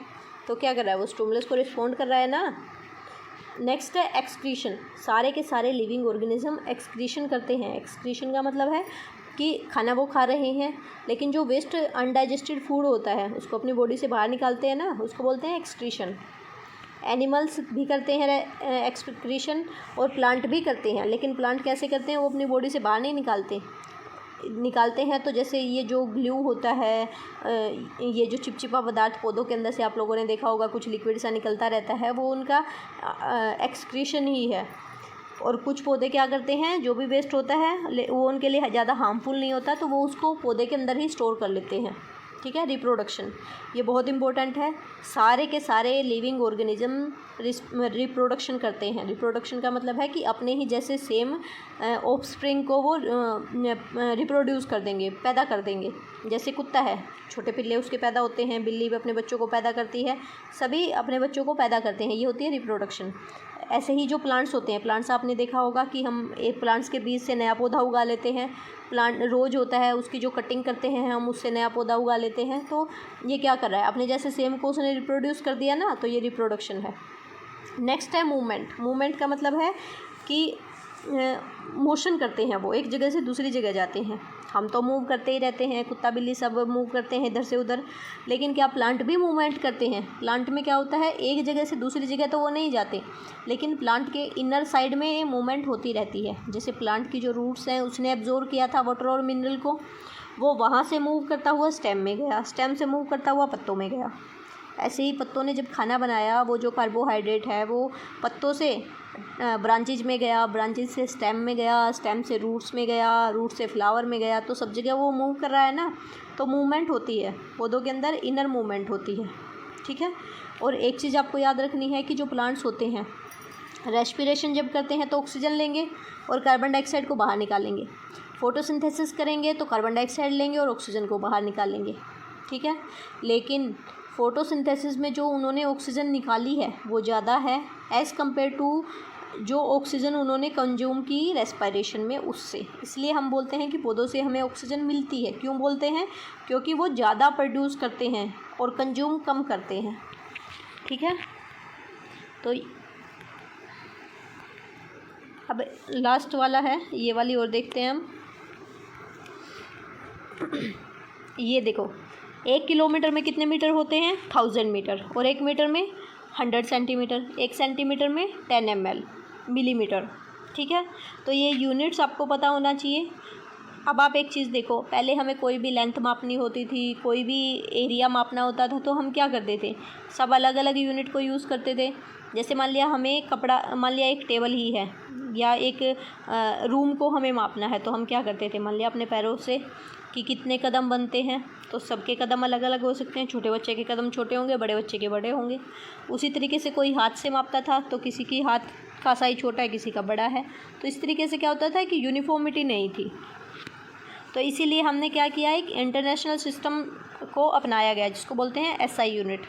ठीक है, वो एक स्टैंडर्ड यूनिट है, इंटरनेशनल सिस्टम है, जिसमें सब कुछ कोई भी मापे, छोटा बच्चा मापे या बड़ा बच्चा मापे। अगर हम स्केल से मापेंगे तो सबकी जो भी लेंथ आएगी वो सेम ही आएगी, लेकिन अगर हाथ से मापेंगे तो चेंज हो सकता है, अलग अलग हो सकता है।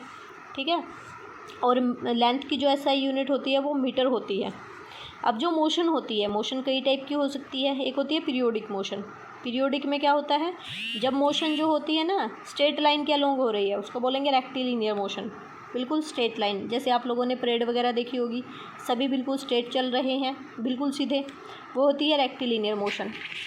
एक होती है पीरियोडिक मोशन। पीरियोडिक में क्या होता है, जिसके अंदर जो भी ऑब्जेक्ट होता है ना वो अपनी मोशन को रिपीट करता रहता है थोड़े थोड़े टाइम के बाद, वो होती है पीरियोडिक। और सर्कुलर में क्या होता है, सर्कुलर मोशन में जो ऑब्जेक्ट होता है वो एक फ़िक्स पॉइंट से उसकी जो दूरी रहेगी वो सेम रहेगी। तो ये है हमारे पास सर्कुलर मोशन। जैसे मान लिया ये एक कार जा रही है, ये ऐसे बिल्कुल सीधी जा रही है, ये एक कार थी हमारे पास और ये एक ऐसे बिल्कुल मान लिया ये इधर आ रही है, तो ये सीधी जा रही है, तो ये रेक्टिलिनियर मोशन हुई। और पीरियोडिक में क्या होता है, बिल्कुल रिपीट करेगी। जैसे मान लिया कि झूला है, ये एक बच्चा है, ये झूला है, झूले के ऊपर ये बैठा हुआ है, तो झूला इधर आएगा, फिर उधर जाएगा, फिर इधर, फिर उधर, क्या कर रहा है, रिपीट कर रहा है अपनी उसको। तो ये है पीरियोडिक मोशन। और सर्कुलर में क्या होता है, जैसे पंखा है हमारा, मान लिया हमारे पास ये एक फ़ैन है, ठीक है, और ये क्या करेगा, फैन ऐसे गोल गोल गोल गोल घूमेगा ना, तो इस फिक्स पॉइंट से इसकी जो डिस्टेंस है वो सेम रहेगी, तो इसको हम बोलेंगे सर्कुलर मोशन, ठीक है। अब जो ऑब्जेक्ट्स होते हैं हमारे पास, ल्यूमिनस ऑब्जेक्ट्स होते हैं। ल्यूमिनस का मतलब क्या होता है, जो अपने अंदर से लाइट को एमिट करे, जिसके अंदर से लाइट निकले, जो सोर्स ऑफ लाइट हो, वो है ल्यूमिनस। जैसे सन है, बल्ब है, टॉर्च है, इनके अंदर से क्या हो रहा है, लाइट निकल रही है ना। और नॉन ल्यूमिनस, जिनके अंदर से लाइट नहीं निकलती, जैसे बुक है, बुक के अंदर से लाइट नहीं निकलती ना, तो वो नॉन ल्यूमिनस है। उसके बाद है जो ट्रांसपेरेंट ऑब्जेक्ट होते हैं। ट्रांसपेरेंट के बारे में हमने पहले भी पढ़ा था, जिनके अंदर से हमको बिल्कुल क्लियर दिखाई दे। जैसे ग्लास है, ग्लास के अंदर से हमें बिल्कुल साफ़ दिखाई देता है, ट्रांसपेरेंट है। क्यों दिखाई देता है, क्योंकि वो अपने अंदर से लाइट को पास करने देता है। जितने भी लाइट आप उसके अंदर डालोगे, वो सारी की सारी लाइट को अपने अंदर से पास कराएगा, जिसकी वजह से हमें आर पार दिखाई देगा। नेक्स्ट है ओपेक। ओपेक में क्या होता है, जिनके अंदर से हमें कुछ नहीं दिखाई देता। जैसे वाल था, दीवार है, क्यों नहीं दिखाई देता, क्योंकि वो अपने उनके ऊपर जो लाइट आप डालोगे, जो लाइट उसके ऊपर फॉल करेगी, वो उसको पास नहीं होने देगा। नेक्स्ट है ट्रांसलूसेंट, जिनके अंदर से हमें दिखाई तो देगा लेकिन क्लियरली दिखाई नहीं देगा। क्यों नहीं दिखाई देगा, क्योंकि जो लाइट उसके ऊपर फॉल कर रही थी, उसमें से उसने कुछ लाइट को एब्जॉर्ब कर लिया, कुछ को रिफ्लेक्ट कर दिया और कुछ को पास करा दिया। तो पार्शियली को पास कराया ना, तो इसलिए वो धुंधला दिखाई देता है। अब बात आती है शेडो।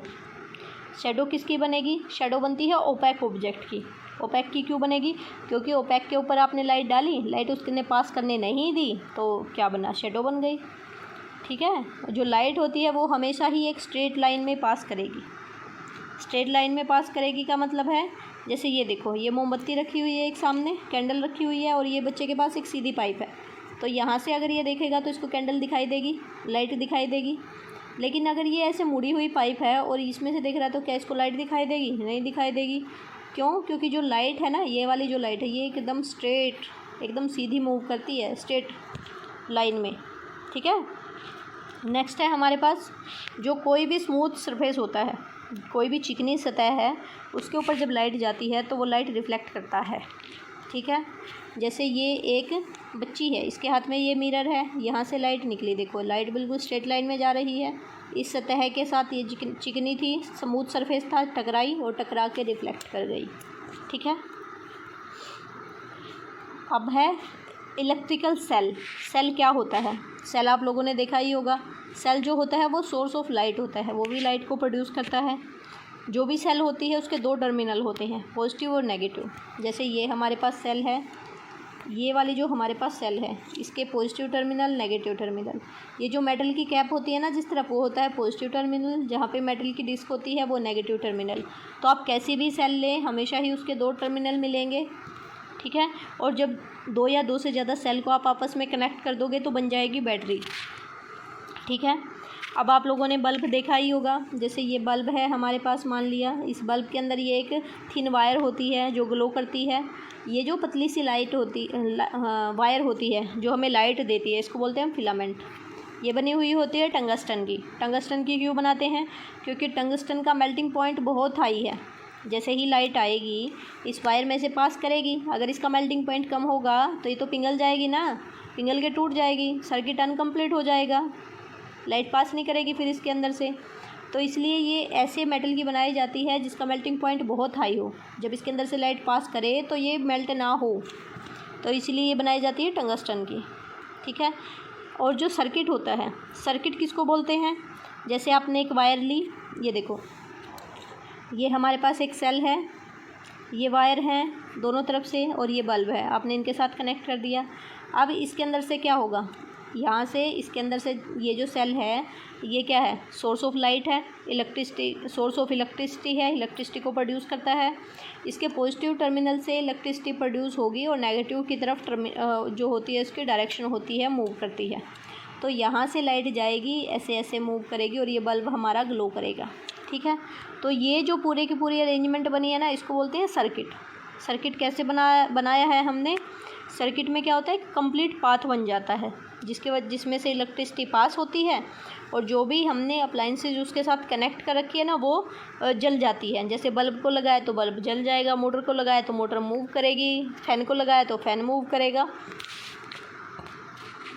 तो सर्किट में क्या होगा, एक कंप्लीट पाथ बन जाएगा जिसके अंदर से इलेक्ट्रिसिटी फ्लो करेगी दोनों टर्मिनल के बीच में, और जो भी अप्लाइंसेज आपने लगा रखा है वो अपना वर्क करना शुरू कर देगा। डायरेक्शन क्या होती है, डायरेक्शन आपको याद रखनी है, इलेक्ट्रिसिटी की मोशन की जो डायरेक्शन होती है वो होगी हमेशा ही positive terminal to negative terminal. Positive terminal से नेगेटिव टर्मिनल की तरफ मूव करती है। देखो पॉजिटिव से, ये पॉजिटिव था ना, पॉजिटिव से मूव कर रही है ऐसे ऐसे और नेगेटिव की तरफ आ रही है, ये नेगेटिव है हमारा। ठीक है, स्विच क्या होता है, स्विच का काम होता है सर्किट को ब्रेक करना या फिर उसको कंप्लीट करना। जैसे हमारे घर में बटन होता है ना, ये जो स्विच बटन होता है उसको जैसे ही हम ऑन करेंगे पंखा चल जाएगा, ऑफ़ करोगे बंद हो जाएगा। तो वो क्या कर रहा है, ऑन करते ही सर्किट कंप्लीट, इलेक्ट्रिसिटी फ्लो करेगी और पंखा हमारा चलने लग जाएगा। ऑफ़ करोगे तो सर्किट ब्रेक डाउन हो जाएगा। तो स्विच का काम होता है सर्किट को कंप्लीट करने का और ब्रेक करने का। ये हमने सर्किट बना रखा है, जैसे ही आप इसको यहाँ से दबाओगे ये इसके साथ ऐसे मिल जाएगा और ये हमारा सर्किट पूरा हो जाएगा। और जैसे ही आप इसको ऑफ़ करोगे, अब ये ऑफ़ कंडीशन में है तो ये सर्किट जो है पूरा नहीं है ना, यहाँ से यहाँ तक तो जुड़ा हुआ है, लेकिन बीच में गैप आ गया, यहाँ से टूटा पड़ा है, तो इसलिए ये कंप्लीट नहीं है। और जब तक हमारा सर्किट कंप्लीट नहीं होता तब तक उसके अंदर से इलेक्ट्रिसिटी फ़्लो नहीं करती है। कंडक्टर क्या होते हैं, कंडक्टर वो मटेरियल होता है जिसके अंदर से लाइट पास करती है, करंट पास करता है। जैसे कॉपर है, सिल्वर है, कॉपर की और सिल्वर की वायर को हम यूज़ करते हैं ना, क्यों, क्योंकि उसके अंदर से इलेक्ट्रिसिटी पास कर सकती है, तो वो कंडक्टर है। और इंसुलेटर जिसके अंदर से इलेक्ट्रिसिटी पास नहीं करती वो इंसुलेटर है। जैसे रबड़ है, प्लास्टिक है। आप लोगों ने देखा होगा कि हमारे घर में जो वायर होती है वो होती है कॉपर की या सिल्वर की, और ऊपर से उसकी जो कवरिंग होती है वो होती है प्लास्टिक की। क्यों, क्योंकि अंदर से हमने मेटल लगाया है ताकि इलेक्ट्रिसिटी पास करे, लेकिन ऊपर से हमने रबड़ या प्लास्टिक की कवरिंग लगाई है ताकि जब हम उसको टच करें तो हमें करंट ना लगे। तो रबड़ या प्लास्टिक क्या है, इंसुलेटर है, वो अपने अंदर से इलेक्ट्रिसिटी को पास होने नहीं देता। एयर क्या है, एयर भी इंसुलेटर है। मैग्नेटिक मटेरियल किसको बोलते हैं, मैग्नेटिक का मतलब है जो मैग्नेट को अट्रैक्ट कर ले, चुंबक से चिपक जाए। चुंबक आप लेके आते हो, लोहे की चीज़ों को पास लेके जाओगे तो लोहे को अपनी तरफ अट्रैक्ट करेगा ना, लोहा उससे चिपक जाता है, तो वो क्या है, मैग्नेटिक मटेरियल। तो आयरन, निकल, कोबाल्ट, ये सारे के सारे मैग्नेटिक मटेरियल हैं। और नॉन मैग्नेटिक ऐसा मटेरियल जो मैग्नेट से नहीं चिपकता वो नॉन मैग्नेटिक है। जैसे रबड़ है, प्लास्टिक है, थर्मोकोल है, ये तो नहीं चिपकेगा ना। और कोई भी आप मैग्नेट ले, मैग्नेट के दो पोल होते हैं, एक नॉर्थ पोल और एक साउथ पोल। हमें कैसे पता चलेगा नॉर्थ कौन सा साउथ कौन सा, हम क्या करेंगे, मैग्नेट लिया, धागे के साथ उसको बांधा और ऐसे उसको लटका देंगे फ्रीली। जैसे ही आप उसको फ्रीली लटकाओगे ना तो वो हमेशा नॉर्थ साउथ डायरेक्शन में अपने आप को अलाइन कर लेगा। जो नॉर्थ की तरफ जो पोल होगा वो होगा नॉर्थ पोल, जो साउथ की तरफ जो पोल होगा वो होगा साउथ पोल। ठीक है, और जो दो अपोजिट पोल्स होते हैं वो अट्रैक्ट करते हैं और सेम पोल जो होते हैं वो रिपेल करते हैं। जैसे मान लिया हमारे पास ये एक मैग्नेट है और ये भी एक मैग्नेट है, ये इसका नॉर्थ पोल, ये इसका साउथ पोल, ये इसका नॉर्थ पोल, ये इसका साउथ पोल। तो ये नॉर्थ नॉर्थ सेम हो गए ना। आप इन दोनों को पास लेके आओ, ये दोनों एक दूसरे को दूर फेंकेंगे, रिपेल करेंगे। ठीक है, और जो अपोजिट पोल होंगे, अपोजिट का मतलब है ये मैग्नेट और ये मैग्नेट, ये नॉर्थ पोल, ये साउथ पोल, ये साउथ पोल, ये नॉर्थ पोल। इस तरीके से हमने इनको रख लिया है। अब ये नॉर्थ है, ये साउथ है, दोनों अलग अलग हैं, इनको पास लेके आओ तो ये फटाक दे से एक दूसरे को अट्रैक्ट करेंगे और चिपक जाएंगे। तो अपोजिट पोल क्या करते हैं, अट्रैक्ट करते हैं, और सेम पोल जो होते हैं वो रिपेल करते हैं। अब ये हमारे पास एक मैग्नेट था, हम इसको बहुत सारा आयरन फीलिंग है हमारे पास, उसके पास लेके गए। तो जैसे ही आप इसके पास लेके जाओगे ना, तो मैक्सिमम जो आयरन होता है वो पोल्स के ऊपर जाके चिपकता है, सेंटर में बहुत कम होता है। ठीक है, तो सबसे ज़्यादा जो मैग्नेटिक पावर होती है ना मैग्नेट की, वो पोल्स पे होती है, सेंटर में बहुत कम होती है। अब कोई भी मैग्नेट है हमारे पास, हम उसको उसकी क्या क्या प्रॉपर्टीज़ होती हैं ये हमने देख लिया, और हम उसको कैसे वो अपनी प्रॉपर्टीज़ को लूज़ कर सकता है।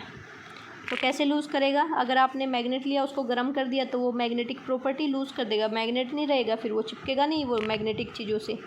या फिर आप उसको हथौड़े से ऐसे मारोगे तो भी, या फिर वो उसको बार बार ऊंचाई से गिराओगे तो भी वो अपनी मैग्नेटिक प्रॉपर्टी को लूज़ कर सकता है। क्या हम मैग्नेट को आर्टिफिशियली भी बना सकते हैं? तो मैग्नेट को हम आर्टिफिशियली भी बना सकते हैं, ठीक है, और किसी भी शेप में बना सकते हैं अपनी मर्ज़ी से। अब जो भी मैग्नेट होता है, अब हमें उसकी रखने के लिए उसकी थोड़ी टेक केयर करनी पड़ेगी ना, तो हम उसको कैसे रखेंगे, हमें हमारे पास उसको रखने के लिए उसको पेयर्स में रखना है। अनलाइक पोल जो होंगे वो एक तरफ होने चाहिए। जैसे ये देखो, ये 2 मैग्नेट हैं, पेयर में हमने इनको रखा है, बीच में लकड़ी का टुकड़ा लगा दिया, और ये जो इसके पेयर है ना ये अनलाइक है, मतलब अगर इधर वाला नॉर्थ है तो ये उधर वाला ज़रूर साउथ होगा, इस तरीके से हमने इनको रखा है। ठीक है, या फिर मैग्नेट को हम, ये देखो ये हॉर्स शू मैग्नेट है, इसको आयरन, ये हॉर्स शू मैग्नेट है ऐसे, और इसको आयरन के साथ चिपका के रखेंगे। और मैग्नेट को कभी भी इन चीज़ों के पास नहीं रखना है, जितनी भी इलेक्ट्रिकल चीज़ें हैं जैसे कैसेट है, फ़ोन है, टीवी है, म्यूजिक सिस्टम है, कंप्यूटर है, इन सब चीज़ों से हमें इसको दूर रखना है। ठीक है, वरना फिर मैग्नेट हमारा ख़राब हो जाएगा। अब देखो, the envelope of air that surrounds the earth is known as atmosphere. हमारे चारों तरफ हवा है, एयर है, जो एयर की जो कवरिंग बनी हुई है, जो एनवेलप बना हुआ है, पूरा जो आवरण है हमारी तरफ, ऐसे लगा लो कि एयर की चद्दर है अर्थ के चारों तरफ, उसको हम बोलते हैं एटमॉस्फेयर। ठीक है, जितने भी एयर ने हमारी अर्थ को सराउंड कर रखा है वो है हमारा एटमॉस्फेयर। और अगर एयर मूव कर रही है, मोशन में है, उसको बोलेंगे विंड। बह रही है हवा, उसको एयर नहीं बोलेंगे, उसको बोलेंगे विंड। अब जैसे भी विंड होती है, विंड मूव कर रही है, किसी भी डायरेक्शन में मूव कर सकती है, तो हमें कैसे पता चलेगा किस डायरेक्शन में मूव कर रही है? तो ये वो जो वेदर कोक होता है, ये होता है वेदर कोक। अगर इधर की डायरेक्शन है हवा की तो ये इधर अलाइन कर लेगा, उधर की डायरेक्शन होगी तो ये क्या करेगा, उस तरफ घूम जाएगा। तो वेदर कोक क्या शो करता है कि एयर किस डायरेक्शन में फ़्लो कर रही है।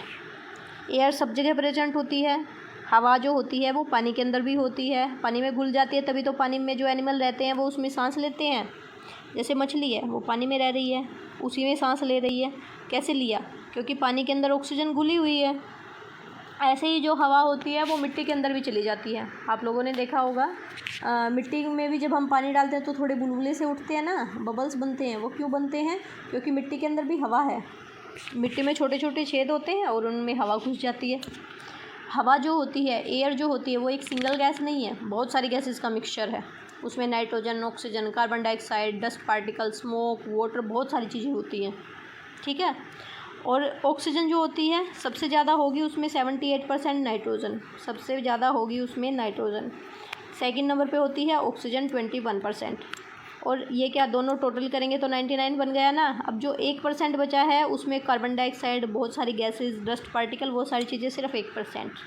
ठीक है, तो सबसे ज़्यादा कौन है? नाइट्रोजन। नाइट्रोजन और सेकंड नंबर पे है ऑक्सीजन। ऑक्सीजन आपको पता ही है रेस्पिरेशन में हमारे काम आती है। और दूसरा जो ऑक्सीजन होती है वो बर्निंग को सपोर्ट करती है। अगर हमें कोई भी चीज़ जलानी है, बर्न करनी है, तो हमें ऑक्सीजन चाहिए।